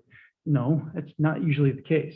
You usually have some large conglomerate coming in saying, we want to build a restaurant here. And as soon as we get entitled, we're going to, put that out to bid for which restaurant wants to come to this community. And so I think what they will do is they will take a look at the plans and say, well, our standards, or, whether it's a mom and pop shop or corporate, whatever it may be, they're like, this is how many spots we have. We like that. That's great. We'll go to this. And so I'm making the case that you know, the standards that have come here, you know, while we, I think, you know, have an opportunity to tweak it, you know, for our community a little bit, I want to guard against, you know, creating a concrete jungle of saying, we're going to put parking everywhere because lots of people are going to park here.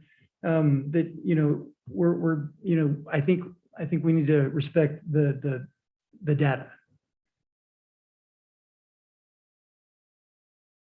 The comments that I was going to make in regards to what you said, Brandon, earlier about, you know, how do we calculate this? I think it can be as easy as playing with the gross square feet and like toning it down to where you have to add them after a certain gross feet for certain items. But I agree with you. We don't want a pendulum swing all the way to the other side and be like, well, now we got more parking than we know what to do with, and that was a waste, right? So, but I think that's where you can play. You can do one per, and then we can figure out that number that makes the most sense. And what I was going to recommend, Trevor, is if it's possible to add a couple examples, like what we already have. Okay, so we have the Little Caesars or whatever. Okay, well, we already know we have a parking problem in that space. So if we had an opportunity to redo that over again, what could that look like? So that when we have a new opportunity to put some more commercial space in, we have a better idea what that could turn into, I guess. Because I think you made some really good points, because you never know who's going to be in there. I mean, Jake Carnahan doesn't ever have anybody parking in front of his real estate office. Yeah, exactly. Oh, no, it's filled every day, whether they're insurance clients or not. But we have even another issue with the school, right? So they have all kinds of, I mean, we all experience this. I don't have to go through the known, but I think that would be really helpful, is to say, okay, if we had this rule in place on this type of, on the school, this is how many additional parking spaces we would have required or something like that. Yes, we could do that. And I think that visual can really help us key in on some of these, because I think the uses, I think, are really good. I like having a broad one for just the case that you brought up of, okay, well, we can't list every single option here. That'd be ridiculous. But that would be my recommendation, is I think we can play with that gross square feet number to hone in on what makes the most sense. But if we could get some good examples, I think that would be very helpful. Yeah, for example, I think the Burley Burger would be required 20 spaces just for Burley Burger, right? So Every day, and maybe 5 additional on the weekend. maybe, but yeah, so yeah, we can pull some of those examples to have more of a conversation about those. It is hard. I mean, not all of us live and die by square feet like Brandon, so he's kind of a Poindexter like that. No, it's difficult to imagine what that would actually look like. And I agree, we want to be careful on over requiring parking that then just becomes a weed lot later that, but then we also don't want to be stuck with a situation where we're busting at the seams and it's impeding our traffic patterns. Right. So I think we just try to do our best, but I think we have to face the reality that depending on who it is, some are going to be more popular than others. If it wasn't Burley Burger and it was something else that was not that popular, it may not be a big problem, but one thing become very popular, and therefore we have a lot Who of, could have predicted how successful they would be? Right, so. right. Yeah, So yeah. that's why I like sticking with kind of more of a national standard and trying to stay as close as we can to that, and then just adding a few things here or there that we think are maybe small gaps. Is there a way to keep in mind, obviously, the very nature of South Weaver? Because again, we're not Layton City, we're not Salt Lake, we're not going to be bringing in multiple hotels and huge restaurant chains and, you know, things, fitness clubs. It's just, we don't have the available land space to do that. So I do think we've got some boundaries already in place, just given our existing land. Yeah, and I think the building sizes will play a lot into that, right? And one thing we can explore that wasn't discussed, and it's a little bit more brain bending, but it is kind of the concept of shared parking spaces. I'm glad you it gets mentioned that. messy. I'm glad but you mentioned that. I'm just That was saying something that was proposed on one of the first iterations of the loft, and I still have slight PTSD from that. So yeah. Trevor doesn't know that. I that know, was and that's why I'm proposed that just way. bringing it up. Yeah. There's PTSD associated with shared parking and that discussion, so. Just to make sure everything was discussed, I just wanted to Yeah. include that. I know it's a hard thing to enforce, it's a hard thing Well, I've, to accept sometimes, but I've seen it very successful when it's two commercial uses with different schedules versus commercial and residential shared. Mhm. I am not a fan of commercial and residential sharing. But like, for instance, I've seen it very successful where you have a religious, type building that operates on the weekends, on a Sunday or, Saturday, Sunday. And then you have it shared with a use that operates only during business hours, Monday through Friday. That's a fantastic marriage of use and efficiency of that space. But yeah, I'm not a big fan of commercial and residential shared. So is there, for feedback, is that something that you want us to try to look at, shared, and bringing something back, or not touch that? I would say that I think it's a maybe almost, right? So to Commissioner McFadden's comments, maybe in a commercial space, that could make sense, but merging commercial and residential I don't think that would go over very well. And I think that could put us in a bad position, I think. Right. So yes, I think, yes, we could explore that as part of maybe a commercial option. And if we can find some good examples of how that could be successful, just like what Commissioner said. I mean, you got to look at enforceability. That's the trick, is that you can say, oh yeah, people come home from work at 5 p.m. and these places close at 5 p.m. Easy. Yeah. Well, what happens when that doesn't match? Right. Right. So if it becomes more of a nightmare, then I would say probably not then. But if there's a logical way to make that marriage happen.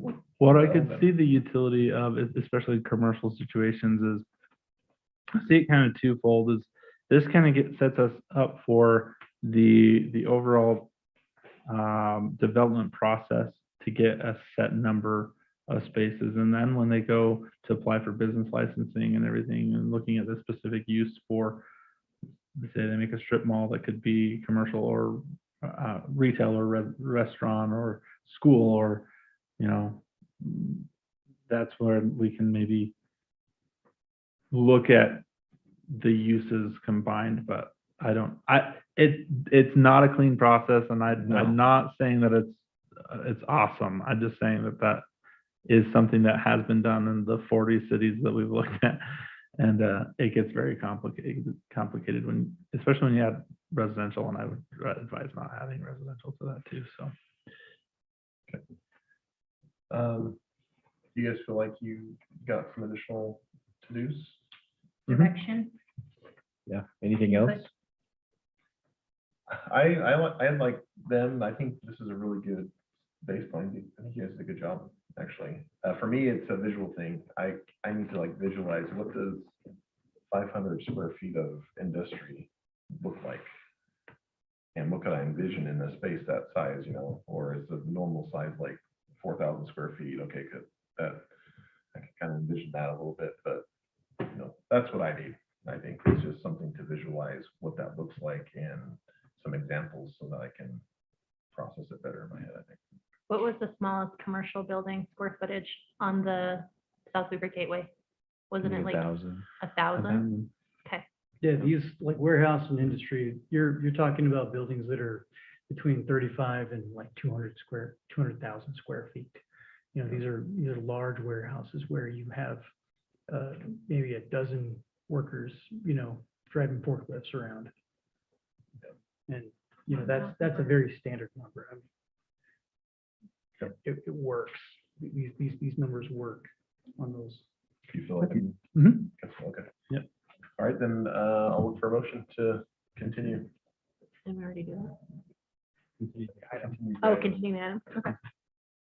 I'll make a motion to continue the item number 9. Do I have to read this thing? Okay, public hearing and action on ordinance 2022-03 amended South Weaver City Code, section 10-8-5, number of parking spaces. I'll second that one. Aye. Roll call. Sorry. Aye. I anticipated. Aye. Aye. Aye. All right, thank you for the discussion. That was really good. I like that. All right, Commissioner training. Jamie, take it away. Thank you, Chair Davis. We're going to tick 2 legal requirements off today. You every year have to do training on the Open and Public Meetings Act. And so we'll do that. And then you're required annually to have 4 hours of training on land use, one of which has to be on roles and responsibilities. And so we'll tick that box. And then depending on how much time we spend on these, if we have time within the hour to do it, we'll talk a little bit about ethics and can get into that. I apologize, Commissioner McFadden, you've just been through similar training, but you can double down. I love training. I wish it would roll over to next year. It doesn't. But I think this will be most useful to you if you view this as just a conversation that we have about these topics and an opportunity to answer your questions and talk through some of the more difficult things that you've experienced so far that you think may come up as we're going through it. So I do have slide decks prepared that I will go through, but we can deviate from that. And so please interrupt me and let's talk through it. When I met with the City Council earlier this week, I shared a comment that was used by David Church when he advised the Utah League of Cities and Towns, and it was whenever there were new members to a public body, he would say, congratulations, you're now eligible to commit 12 felonies that you were not eligible to commit before. And that's by virtue of your public service. And so I view what we're doing today to, we're going to establish those boundaries and make sure that you chart a safe course in your service.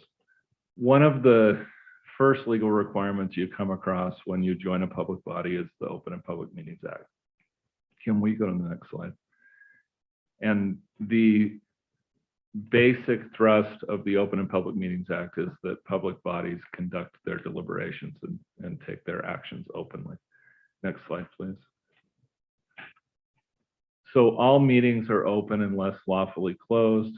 That means that every time you meet on any matter that would be Planning Commission business, that it has to be an open meeting, and then there are requirements about when and how an open meeting can occur and when and how a meeting can be closed. Next slide, please. There's a typo already on this. It's an old version. I apologize. The quorum for your Planning Commission is 3 members. And so anytime you have a quorum present and you're discussing a topic that relates to Planning Commission business, then that would be considered a meeting and has to follow the requirements. Next slide. Will you tab through if there's other?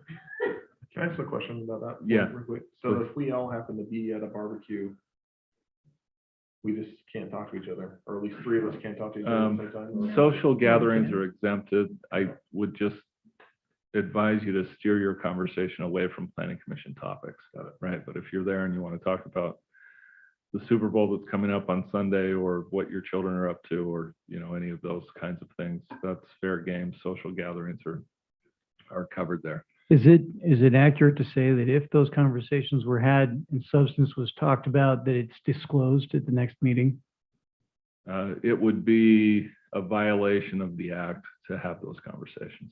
Okay, If you, among a quorum of the body. got it. Now, if it were just you and Julie and you bumped into each other and you said, hey, I was reading this thing about the agenda, did it make sense to you? The 2 of you are not a quorum, and so you can have that conversation. But if Jeremy then were to walk in, you would have to change the topic and talk about I would something step different. away and let them talk, and then it would still be You could do okay, that and also, then we play yeah. a little. Well, I think while we're on the topic, we might as well talk about social media and Facebook, text messages, email threads. They've all become a thicket for Open and Public Meetings Act violations. And you may recall about 1.5 years ago, seen in the paper, a bunch of text messages that were sent among members of the Salt Lake City School Board when they were talking about mass mandated school closures, really important but controversial topics. And they were texting each other while the meeting was going on. And then there was a records request for those text messages, and it turned out that not only were they texting, but they were calling each other names and all other varieties of insults. And it just became a really ugly reflection on their obligation as a public body to conduct their deliberations openly.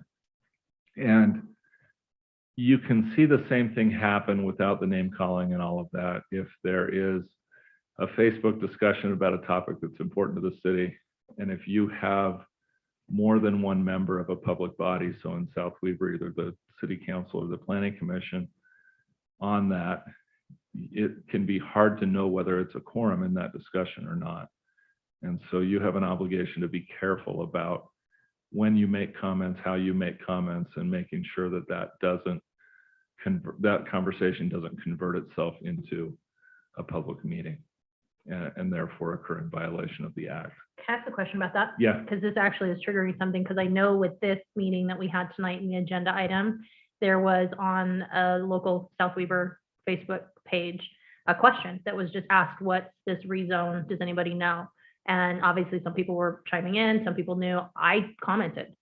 Would that put me at risk in terms of this is what that, discussion item is about? And if you have anything to say, please join us at the meeting. Like, am I risking anything by? What you may want to do before doing that is just make sure that your peers from the planning commission haven't Already or commented aren't or also something like commenting that. on that thread. So as long as Jeremy and I don't like it.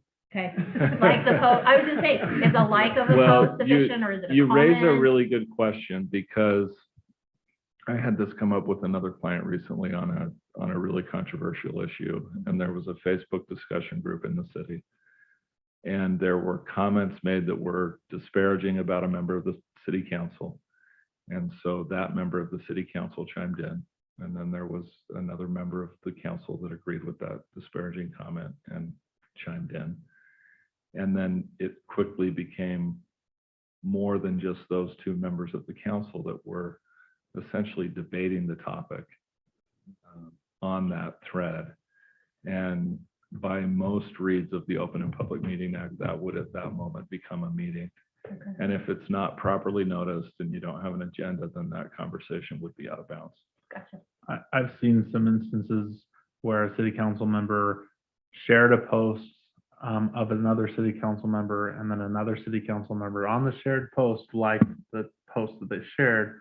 So you could do some mental math and say, well, they didn't, that's not, but I think It the wasn't general foreign, the they general weren't rule together. is just, let's not be a case study.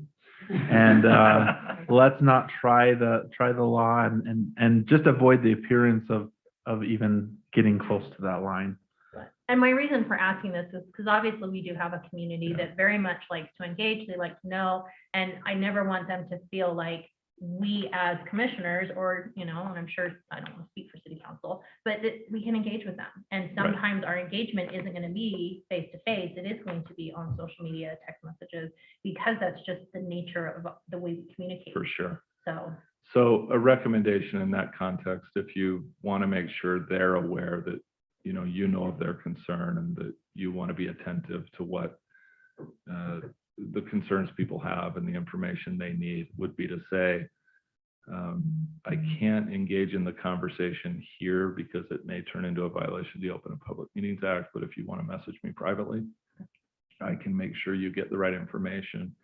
Or I think it's appropriate, if you're not discussing something, you could provide a link and say, this is on the next agenda, here are the materials, okay, period. perfect. And See you at the meeting. message me privately if you'd like to talk about it. And those kinds of conversations, as long as it's, the general public and not the applicant or somebody else, and we'll get into that in a little bit, would be entirely appropriate. So the basic rule for a public meeting is it requires 24 hours notice. It has to be published on the city's website and on the Utah Public Notice website. You can't take action on anything unless it's duly noticed and it's on the agenda. And so the agenda is your guide for the topics that you can act on during a meeting.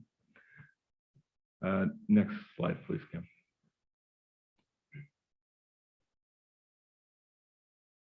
And Keep going. yeah, you can keep going. So there is a provision in the Open and Public Meetings Act that if there's disorderly conduct, you can remove people from a meeting. That happens rarely, but it does happen. Has it ever happened in South River City ever? I'm not sure about history here. Anyone? You looking at Anyone? me? Who's been here the longest? Yeah, and Anybody's ever been removed, but I was there- gonna say. there's probably been disorderly conduct. Okay. Yeah, there can be disorderly conduct with a capital D and disorderly conduct with a lowercase d. And I would say more often than not, you see the lowercase d. So it would be people in the audience that get a little riled up about a topic and they'll talk at a tone where it becomes difficult for the public body that's meeting to do its business and its work. And so the chair could ask for order in that kind of circumstance.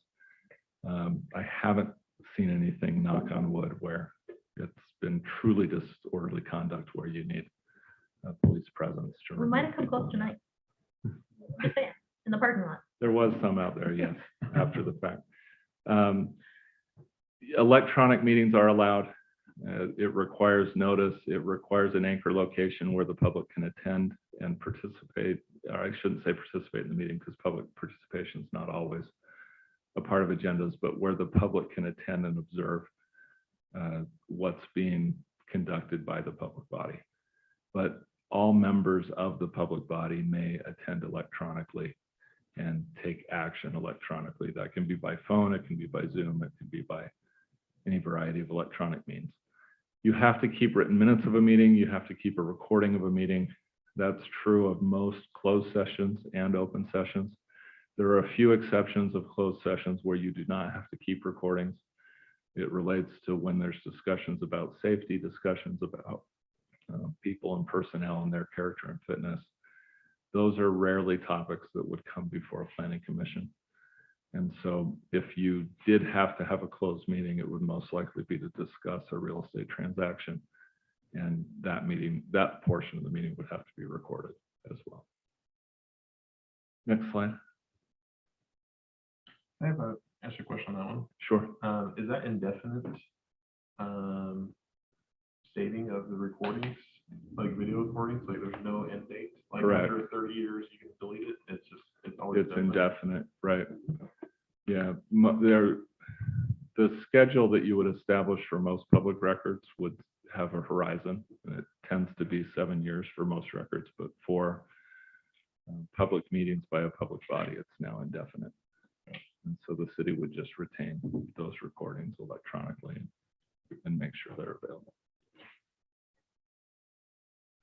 If you did have the need to close a meeting, it requires a 2/3 vote, where you have a 5-member body, that's 4 people that would have to vote in favor of going into a closed meeting. The vote to go into a closed session has to be done by roll call vote as well. Next slide. We talked a little bit about the purposes. Next slide. I don't think that will apply to a planning commission. And then again, there's a recording of the closed meeting. Next slide. You can hold emergency meetings. The term emergency is not defined, and so there is some discretion of when and under what circumstances you would hold an emergency meeting. I can't think of a circumstance where that would be required by the planning commission, but that doesn't mean it wouldn't happen. The most recent example I can think of an emergency meeting is a city that had a city facility lose power in the winter. And when they were trying to restore the power, they realized their HVAC system had failed. And so they needed to make an emergency amendment to their budget and appropriate funds so they could repair that HVAC system for that facility. And so they did that on an emergency basis. We talked about chance meetings or social gatherings, so the act does not apply to those kinds of circumstances, but you cannot conduct city business or talk about city business there. And then just a reminder that there are criminal penalties for violations of the act. And we talked about electronic messaging. So I wanted to touch briefly on rules of order while we talked about open and public meetings. And I'm not going to read through this entire list, but I hope that you will. We talked about the agenda. You're limited by the Open and Public Meetings Act that you can't act on things that are not on the agenda. There are some basic kind of common sense things of not talking over each other, making sure that everybody has an opportunity to speak, respecting the public that are there to speak, and then some basic things about motions and the number of motions and how many things you ought to consider at once. I will note on item 4 that there are certain things that may come up where you can use general consent or unanimous consent on motions. And I hope you don't take this as being picky or critical about the meeting today, but just instructive about things you can do to accelerate the pace of meetings going forward. Is the only items where you're required to take a roll call vote are items where you're binding the city somehow, items where you're making some type of land use decision, or items that are specifically called out by statute or by regulation. But when you're making a motion on things like opening or closing a public hearing or closing a meeting, you can simply do that by unanimous consent. So you could say, I move to open the public hearing on this topic, and you would say all in favor, say aye, all against, say aye. And then that would be it on those types of topics. But where you're taking action on the particular decision, even if that action is a recommendation, that's when you then would go to a roll call vote, have each person indicate separately. Next slide, please, Ken. One note on item 8 there, that 3 votes are required to pass any item. There's an exception, of course, for closed sessions that require a little bit more than that. And then I'll just note here, for times like today where you have a quorum present, but not all members of the commission present, it would require all 3 of you to vote in favor of something in order for it to pass. And the reason that's in place is to prevent the calling of a meeting when select members of the commission may be unavailable or not at the meeting, that you can't do that as a way to kind of try to force through something that may be unpopular or where you know that there will be a split decision. And so for anything to pass, it's not a majority of those present at the meeting, but it's a majority of the members of the commission that would have to vote in favor of something to do it. Now, the exception there would be motions to close a meeting or do those types of things, but to take action, you would require that 3-person vote. Okay, next slide, please. There are a few different types of motions you'll make. There's a main motion to introduce an item. Then there may be a subsidiary motion, and we saw Gary make one of these today. That's a motion to amend or a substitute motion. And in terms of sequence, you would vote on the subsidiary motion before you would vote on the main motion. And then there may be a motion to table that effectively ends action on an issue. And then there's a motion to continue or to postpone, and that just delays a vote or moves something to a later point in time. I have a question on that continuation. Do we Yes. have to set do we say the No. next meeting? Do we say? You when could we do have it the next action? meeting. You could do it a later point in time, as soon as the information or materials that you request are provided. It doesn't have to be a set time. Every motion has at least 6 steps, and I'm going to go through these 6 steps, and then I want to walk through an example from the meeting today of the process you would follow when you take land use actions. And forgive me, I know this is dull and dry in that, but I think it's helpful to go through it. So the first step would be a member makes the motion. They somehow signal the chair, they make the actual motion. Another member seconds the motion. There was a question today of whether the chair could make the motion or initiate the motion. You can. It's not typically done that way, but you can do it. You're a voting member of the body, and so you could make a motion on an item. There ought to be some restatement of the motion that can be either by the chair or by the individual who made the motion. And then at that point in time, there can be debate or discussion on the motion. And then there would be a vote after that debate or discussion. It's a best practice on the debate or discussion to allow every member of the commission to have a voice before you allow any member of the commission to speak twice. Just in fairness and deference to every member of the commission. But it's okay if the chair wishes for people to have more than one opportunity to speak on something, to provide that opportunity to them. And then there would be a vote, and then after the vote, you would announce the vote. You have a little bit more detail to many of the actions that you'll take because they involve a public hearing. And so I just wanted to outline orally that process.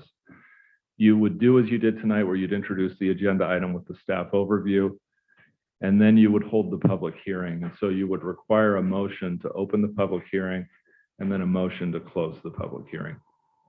Those motions, unlike the motions on the actual action you take, do not require a roll call vote. They would just be a simple motion and then all in favor or any opposed. You could even do it by consent, and just say, if there's any opposed, please say so. And then move into the public hearing. You have to provide, oh, and I should note, there's a difference between the public hearing and the public comment period at the beginning of your meetings. Your public comment period does not require a motion to open it. It's not a public hearing under LUDMA. And so you simply could say, we're to the next agenda item. It's the public hearing. If there's anybody that would like to speak, they're welcome to come forward. And then the chair can end that whenever folks are finished.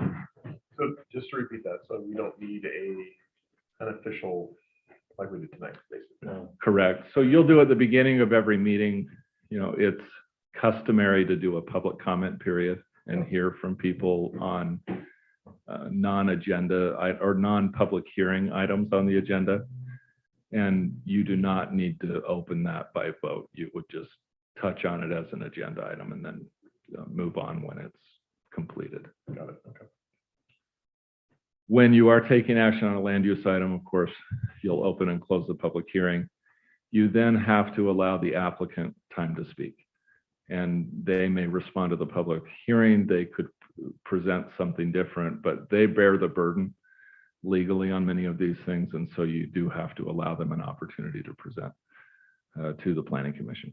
You can limit it in time, and you can limit it if they deviate from the scope of what's before you, but you do have to allow them to speak. And then at that point, the commission could ask for information or technical questions from staff or from the applicant or from any other source that's present at the meeting or available. And then at that point in time, when that's completed, you would move into considering a motion, if any, on the topic. And then there may be that you then would go back. Kim, if you'll go back one more slide to where we were before. Once you get the actual motion, then you kick into this 6-step process. And there may be other discussion on the motion itself that would be different than the earlier discussion where you're just seeking information and trying to educate yourself on the decision you have to make. Okay, will you go forward, Kim? Okay, a few points of things. You can ask for a point of order. So if you thought somebody was acting beyond the bounds of what's appropriate in the meeting, you can ask for a point of information at any point in time, and that would just be if you need information to inform yourself on the decision at any point in time, you can ask for that. A point of inquiry is largely a procedural question about how to conduct your voting decision and clarifying what's occurring at the time.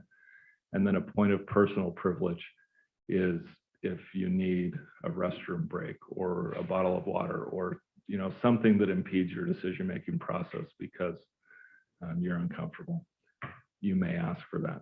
You don't have to use these fancy words, for doing those types of things, but that's what they're called in Robert's rules, and they're allowed. Do we have to say what our point of personal privilege is? Point of personal privilege, 5 minutes? No, you don't, but it could be as simple as the temperature in the room is making you uncomfortable. And you can...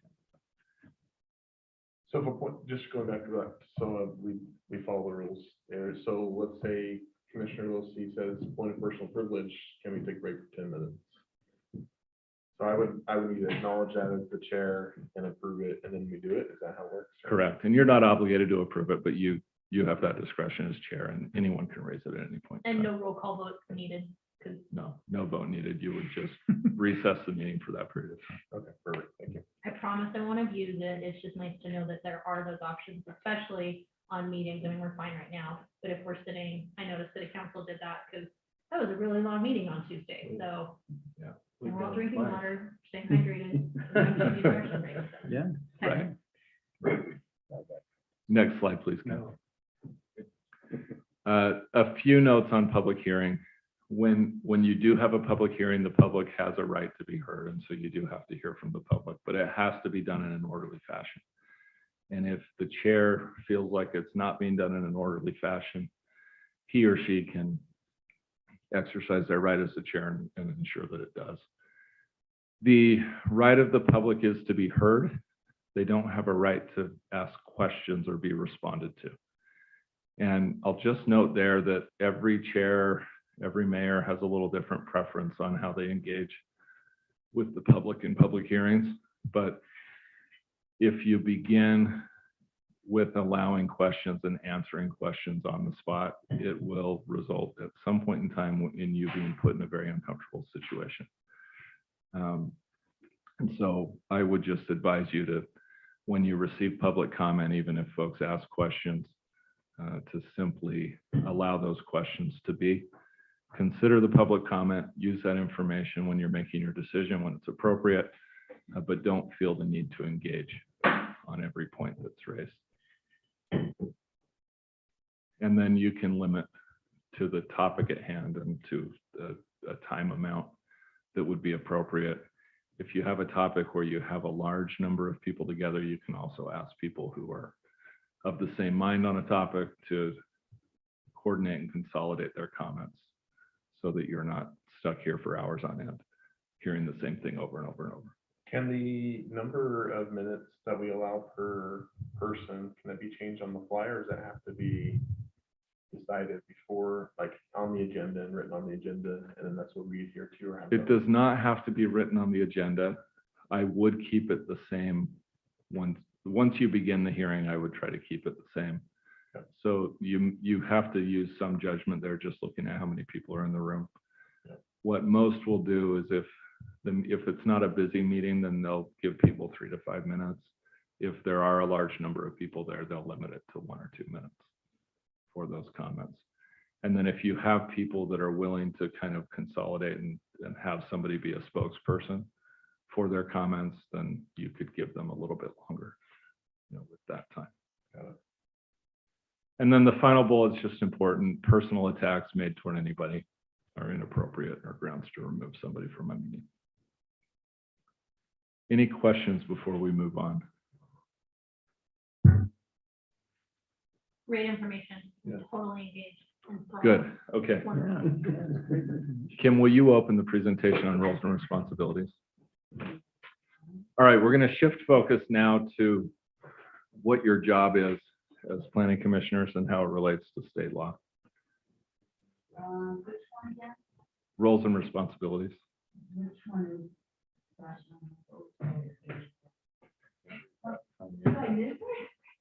This is it. Point of order, we're going to turn the air conditioner on because it's really hot here. Point of privilege. I love it. Point of privilege.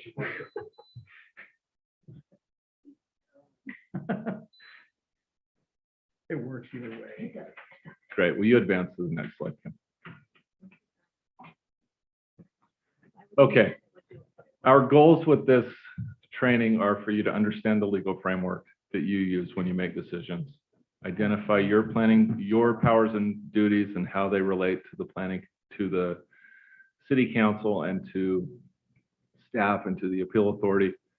We want to keep you in bounds. And so we want to know how to avoid illegal decisions or decisions that could be construed to be arbitrary or capricious. And then we want to consider some best practices for how you make your choices. So the first question is, we want our decisions and our recommendations to be durable. And so the question is, how do we keep out of the courtroom when we're making these choices? You have 2 different types of decisions you make, and we'll talk about those today and define those as we go through the presentation. But you will make some decisions that are regulatory, and you will make, legislative, and then you will make some decisions that are administrative. And the standard the courts will apply is different for legislative decisions than it is for administrative decisions. If it's a legislative choice, you have broad discretion. And as long as it is, quote, reasonably debatable, then the court will not intervene and impose itself. It will respect the decision that's made by the city. Next slide, please. And will you add the text? If you are making an administrative decision, the standard is a little bit higher, and a court will only intervene if your decision is arbitrary, capricious, or illegal. And we'll talk a little bit about what that means and what you have to have in the record to be able to support those types of decisions. Next slide, please.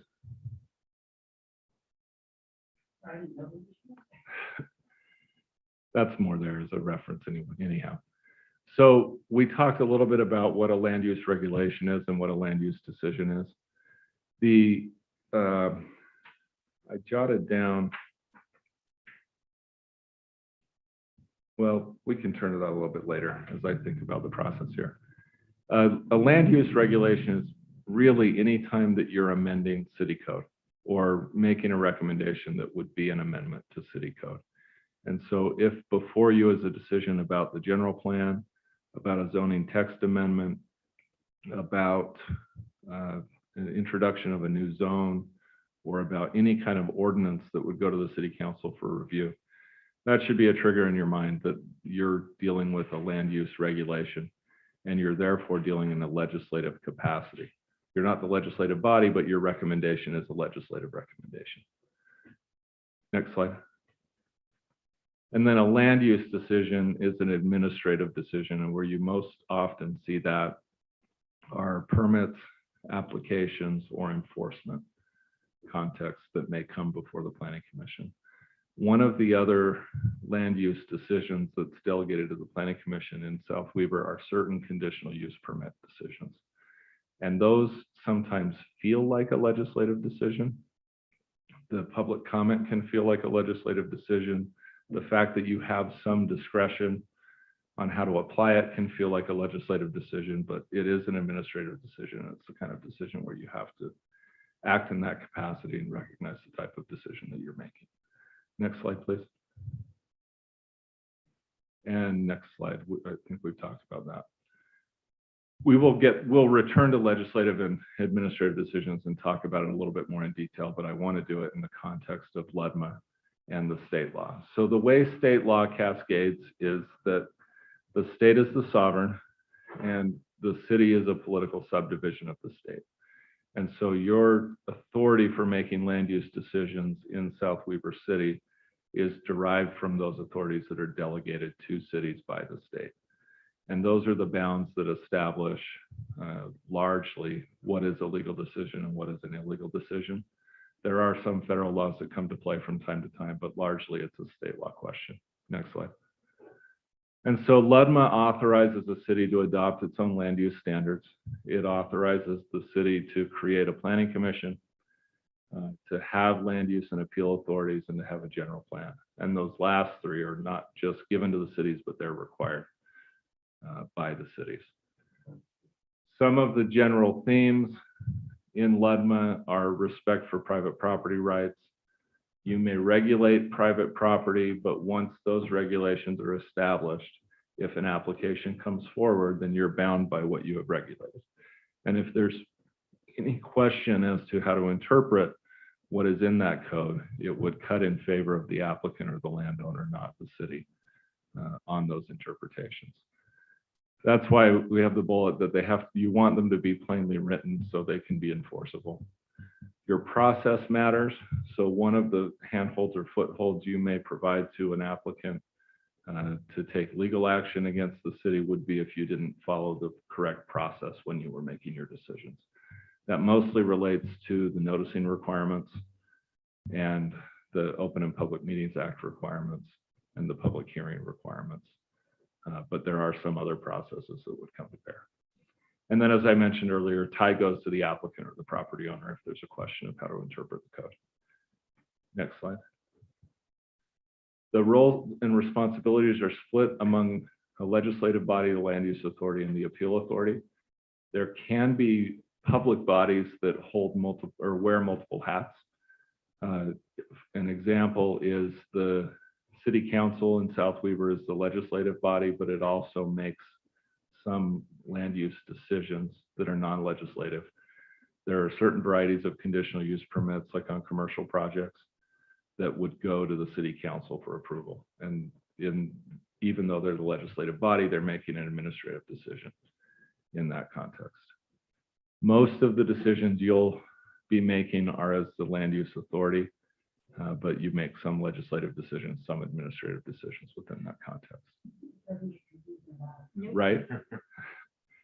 What I will say is Kim and Trevor do a great job of having a format for the things that come before you, where early on in the document you will see written, this is a legislative decision, or this is an administrative decision. And I hope that's just a cue for you when And that's very appreciated. you I make that appreciate choice, that. that you can Yep, that's. think of what it is. The ultimate land use regulation can only be made by the legislative body, and that's why you make recommendations, not the action on those topics. Those are things like amending the zoning district, designating general uses. I'm not going to read through this whole thing, but it'll be there as a resource for you. Next slide, please. And then the land use authority is a little bit mixed, but when you're making a decision as a land use authority, your obligations are important to consider. You have to apply the plain language of the land use regulations. If there's not a plain reading, then the reading that favors the position of the applicant is the one the courts will apply. And then conditional uses, even though they're termed conditional, if we use our common understanding of what conditional means, we may not think it's something that's allowed or permitted, but the language the law uses is you have authorized uses, and then within that you have permitted uses and conditional uses. Permitted just means you can apply that use without any parameters or decision. A conditional use means that's an authorized use, but it's authorized only as long as certain conditions are met. And so you do have some boundaries on what standards you can apply when you consider a conditional use, and they can only be those standards that are included in city code. You can't apply any factor that's outside of city code. And there are occasions from time to time when that will become frustrating, because you'll perceive or recognize an impact that a project will have, but if it's not one of the standards, you can't look at that thing. I don't want to say out loud in the meeting what those are in the city, but there are some if you look at our conditional use standards. Next slide. The appeal authority in South Weaver is a single individual, and that appeal authority hears and decides requests for variances and then any appeals that are made of land use decisions. They cannot take an appeal where, I should just say, they can't be both the land use authority and the appeal authority. So anybody that acts as the land use authority, either in the planning commission or the city council, would be ineligible to be that appeal authority. There are some cities that will have their city council be the appeal authority. And so if the council is making a mixture of decisions, it would have to have a separate appeal authority for any land use decisions it makes. Jamie, Yes. who is I know I've asked this before and I wrote it down, but I forgot. Who is the appeal authority? Kim, do you in know South the name? Weaver? Do you know the name? Yeah, David Stevenson, David Stevenson. or his law firm, so Yeah. sometimes he has Elizabeth Kingston do it too, I mean, yeah. I've seen a few of the decisions they've made since I've been city attorney. They've been well written and well considered, and I have no reason to have any lack of confidence in the work that they've done. It's been really good. Next slide. This is just a table that I hope will kind of guide you as you get those legislative decisions and those administrative decisions, to try to think through what is their characteristics, who's the responsible body, and what are some of those decisions that may come. And so again, legislative, if you're making law, it's a legislative decision. When it's a legislative decision, you can consider broad competing policy considerations. And as long as it's, quote, reasonably debatable, then your decision will be upheld by a court. The legislative decisions are subject to voter referendum. And so that's another reason why those decisions and then following the right processes is important.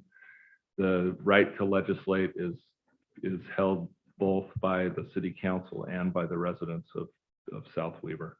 And that can be done by initiative or referendum. The one you most often see on land use decisions is the attempt to refer it to the voters, and that's the referendum process. Again, the city council or the general electorate are those that can make legislative decisions, and those that you'll see most often are zoning ordinances, general plan, rezones, or annexation decisions. Administrative decisions, again, you're applying the law to a specific set of circumstances. And so your decisions there are bound by the evidence before you. And we'll talk a little bit later on about some practical kind of points of how to go about that business. But what you want to be sure is if you're using a piece of information, even if it's your own observation, as a basis for your decision, then you want to make sure that's included in the record. So if you go and visit a site and you have to make a decision about setbacks or sight lines or what the slope of the property is or things like that, your observation can be evidence, but you need to make sure it's introduced into the record somehow. And that could be as simple as saying, well, I went to the site and I wanted to see what the tree cover was because that may affect some of the sightline decisions, and here's what I observed and here's what I found. Or if you're making a decision that relates to, some type of contamination, or the conversation today about where the easement was located and whether the utility itself was in the easement or in some other location, that can be something that you simply observe and you can get it in the record that way. Again, your decision's bound by the law. It cannot be based on public opinion, and this is where it gets hard as a planning commissioner, because you will have the public come and comment from time to time and not like an application that's being presented. And you hear that public comment, but public clamor or public opposition to a project can't be the basis for your decision when you're making an administrative decision. You have to look at the law and the circumstances and then apply the two. Now, if you're making a legislative decision, you can absolutely consider public clamor, and that would be appropriate. And you could make a decision simply based off the fact that the neighbors don't favor this. And I think that would be a reason that's sufficient, that's debatable, and that could be upheld in that context. There will not be any quasi-judicial decisions that would come to the Planning Commission, but those really are the types of things that would go to an appeal authority or to a court. And the city in those circumstances does have a quasi-judicial role to review its own land use decisions and then to make variance or appeal decisions. Next slide, Kim. Okay, a few limitations. Again, only the legislative body may take legislative actions. And then a legislative body can't make any amendments to a zoning district unless it first submits those amendments to the Planning Commission. So there are two real powers the Planning Commission has. If you initiate a legislative decision that relates to land use, the City Council has to consider it. So you could take something up on your own. You could make a recommendation to the City Council. The City Council is not obligated to accept your recommendation and take the action you recommend, but they do have to consider it and have to vote on it. And then the other is that the City Council can't make an amendment to a zoning district unless it first comes to you and you provide either your recommendation for or against or no recommendation. And then it would go forward to them for a decision. Next slide.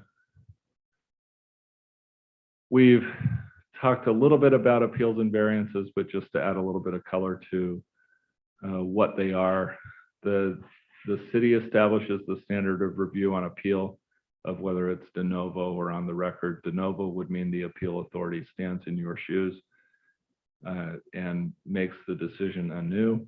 And on the record is simply, did the decision comport with all of the legal requirements and procedural requirements? And if it did, then it would be upheld. On the record is what the city uses here. The applicant has the burden of proving that the land use authority erred. And then again, to be overturned, it has to be illegal, arbitrary, or capricious. Again, arbitrary and capricious is essentially that it's not supported by evidence and that it's made for on the basis of some fact or evidence that isn't either part of the record or something you can legally consider. And so that, if you don't like the color or you don't like how the applicant carried him or herself when they did their presentation, those are the kinds of things that you'd see as being found to be arbitrary and capricious and not the basis for your decision. Variances there's a state standard for variances. The city code restates that state standard. It's an extremely, extremely difficult standard to meet. There are a few different criteria. All of them have to be met, so it's not just one of them. Next slide, Kim. And then again, judicial review, nobody can try to go to court on a decision unless they've gone through all of the processes available at the city. And then a petition for judicial review is a little unique because an appeal can only be made by the applicant, but judicial review can come from an applicant or an adversely affected party. So you could have a neighbor that feels affected by a decision, and if they don't like the decision that was made, they can take that to court and try to get a court to intervene. I think we've talked about all of these things. Are there any questions about arbitrary, capricious, and those things before we move on? Yeah, let's go to the next slide then, Kim. Next slide, please. Okay, a few best practices. Again, I hope those light bulbs will go off when you see whether something's administrative or legislative, and that'll cue you as to what you can consider. Know your role and responsibility. In most circumstances, you'll be acting as the land use authority. You'll be making recommendations. On legislative actions, there are some land use actions that you'll take, but it won't be as a legislative body. Follow process exactly. That will keep you safe. Document decisions in writing. When you make choices, state your reasons for the choices. And when it's make sure if it's an administrative decision that those choices are based in evidence. For legislative decisions, have an open mind. Consider public hearings as an opportunity to learn and to educate yourself on that decision. And in those contexts, you can consider public comment as a basis for making your decisions. For administrative decisions, do your homework and know the law. If you need information before a meeting or during a meeting, ask for it. Staff will provide it. If you have questions about how to apply the law or what it may or may not mean, feel free to reach out to me or to anyone at my firm and we can advise you. And if you can delegate to others to help you gather information, use that as much as you can. We understand this is a volunteer position. You're donating your time and you can get help on those kinds of things. And then this applies less to you than it does to the city council, but if you are delegating, clear directions are helpful. A few practical pitfalls. If you conduct site visits, please don't do it with the developer, and please don't do it with a quorum of the planning commission present at the site. Obviously, if you're with a quorum, then it becomes a meeting. And if you're with a developer, this is what will happen at the public meeting. So the developer will say, well, when we went to the site, we talked about this. And you immediately are in a context where you have things stated as the basis for a decision that are not part of the record. And if it's challenged by an adjacent landowner or someone who feels affected by that decision, they would have a foothold for trying to get a court to intervene. If the developer calls and says, hey, can we talk? Please encourage them to have that conversation in the public meeting.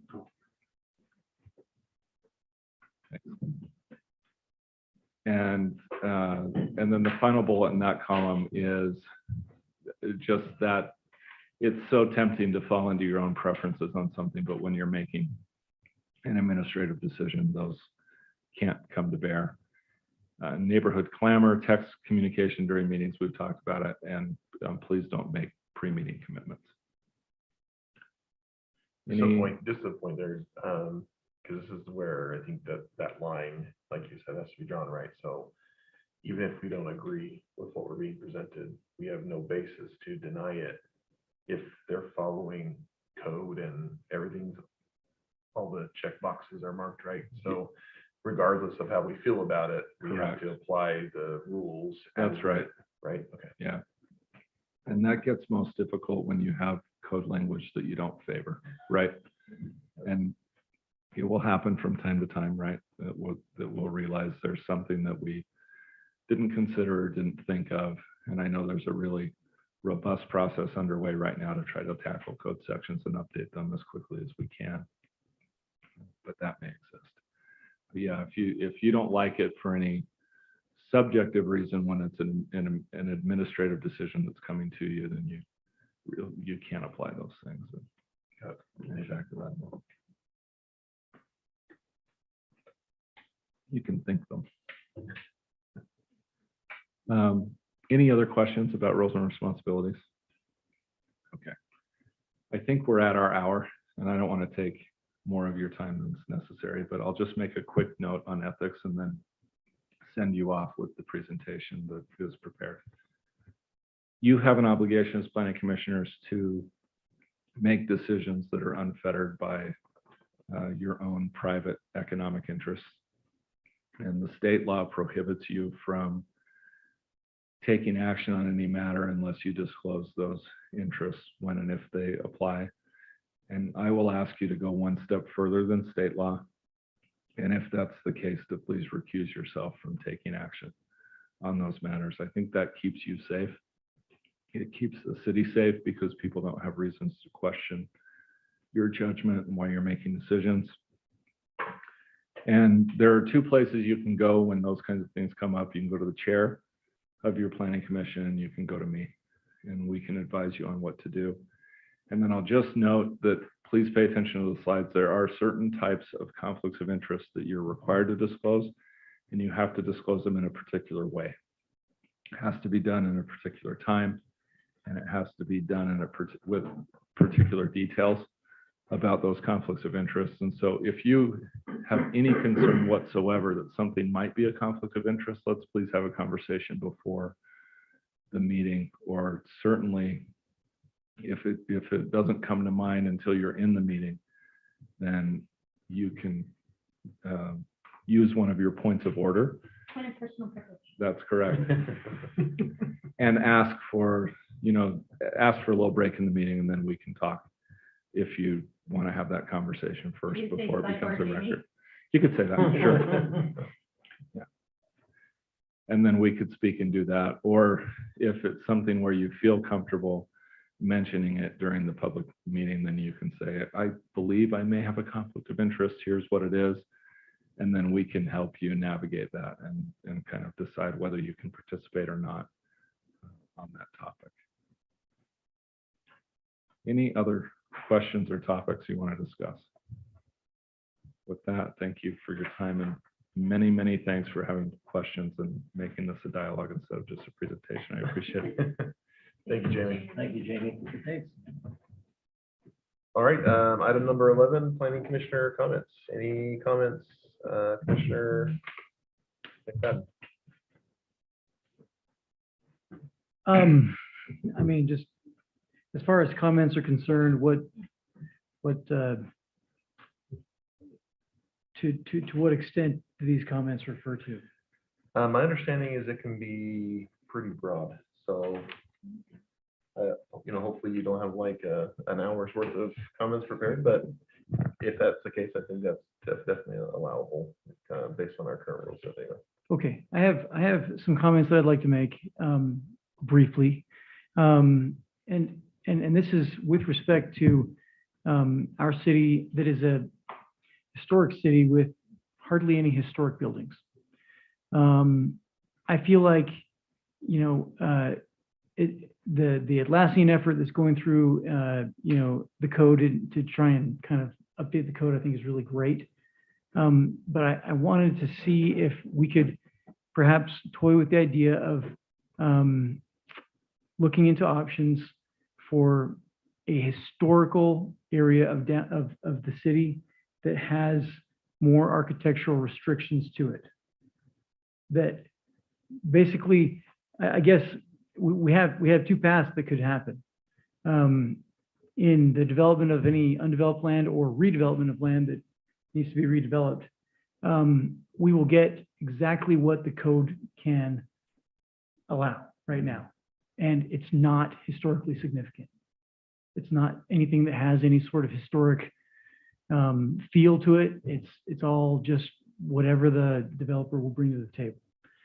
I feel like a way to kind of help create some historical significance to the city is to entertain the idea of putting in architectural code to areas of the city, you know, the city center, if you will, that create that historic feel. I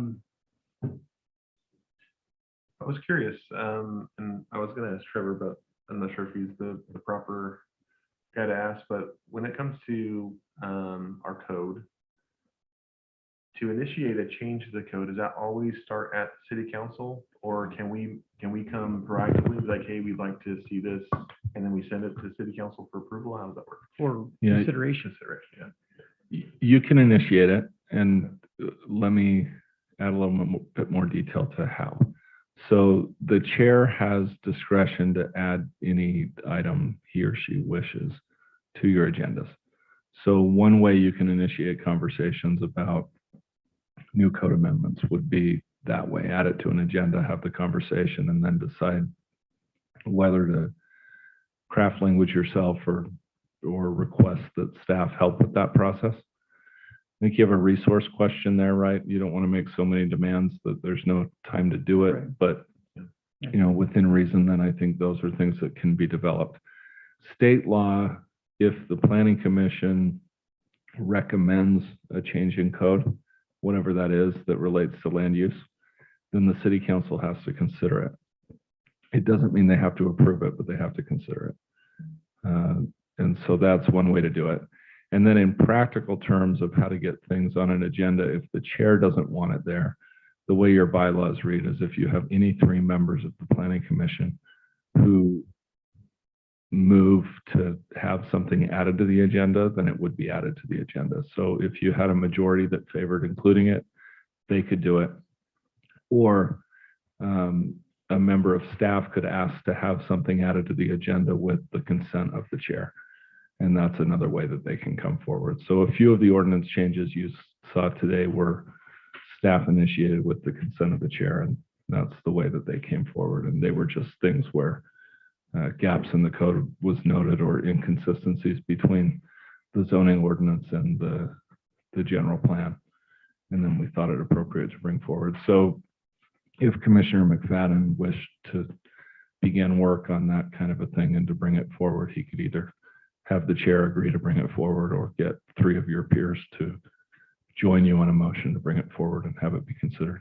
Would you say that it would make a lot of sense to like pre-sell that idea to the city council so we don't go through a lot of work to put something beautiful together and then? Yeah, I think in practical terms, yes, absolutely. You want to make sure that you're not hitting your head against the wall on things that will never move forward. That's just not productive.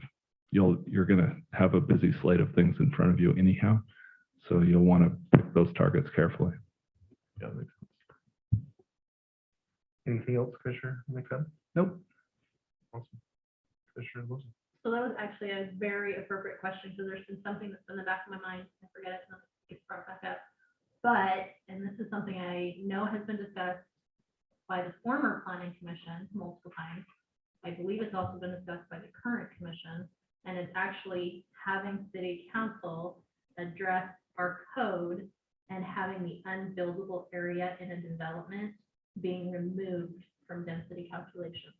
Because even though it's been discussed, I don't know if this has ever making the official step to get to the city council. And I know it's something that has come up repeatedly to planning commission, and you know, what's the buildable area? Is that included? Yes, should it be? So I guess I'd like to make the official request that we have that item considered and maybe put in front of city council for a discussion for whether they think that's something our code, you know, a change to our code that's needed, have that be done. Well, before I approve that, can I ask Mayor Westbrook what his position is on this? We're working on that now. Yeah. Okay. We are. And we do have something that's coming up on the property down on the west end. for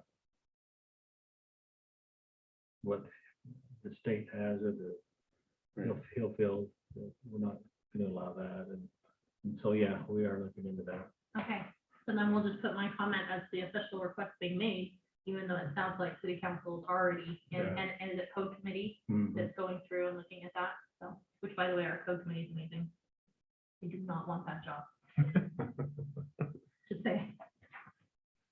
But that's it. I don't have anything else. Great. I didn't have anything specific outside of thanking everybody for your hard work. There's a lot of stuff on the agenda today, so I imagine you guys spent many hours going through that stuff, so thank you for that as always. And I wanted to publicly thank Commissioner Boatright for his service as the previous chair, and Commissioner Walton as co-chair. So that's all I had. Do we have a motion to adjourn? I'll make a motion to adjourn. All in favor? Aye. Aye. All right, passes unanimously.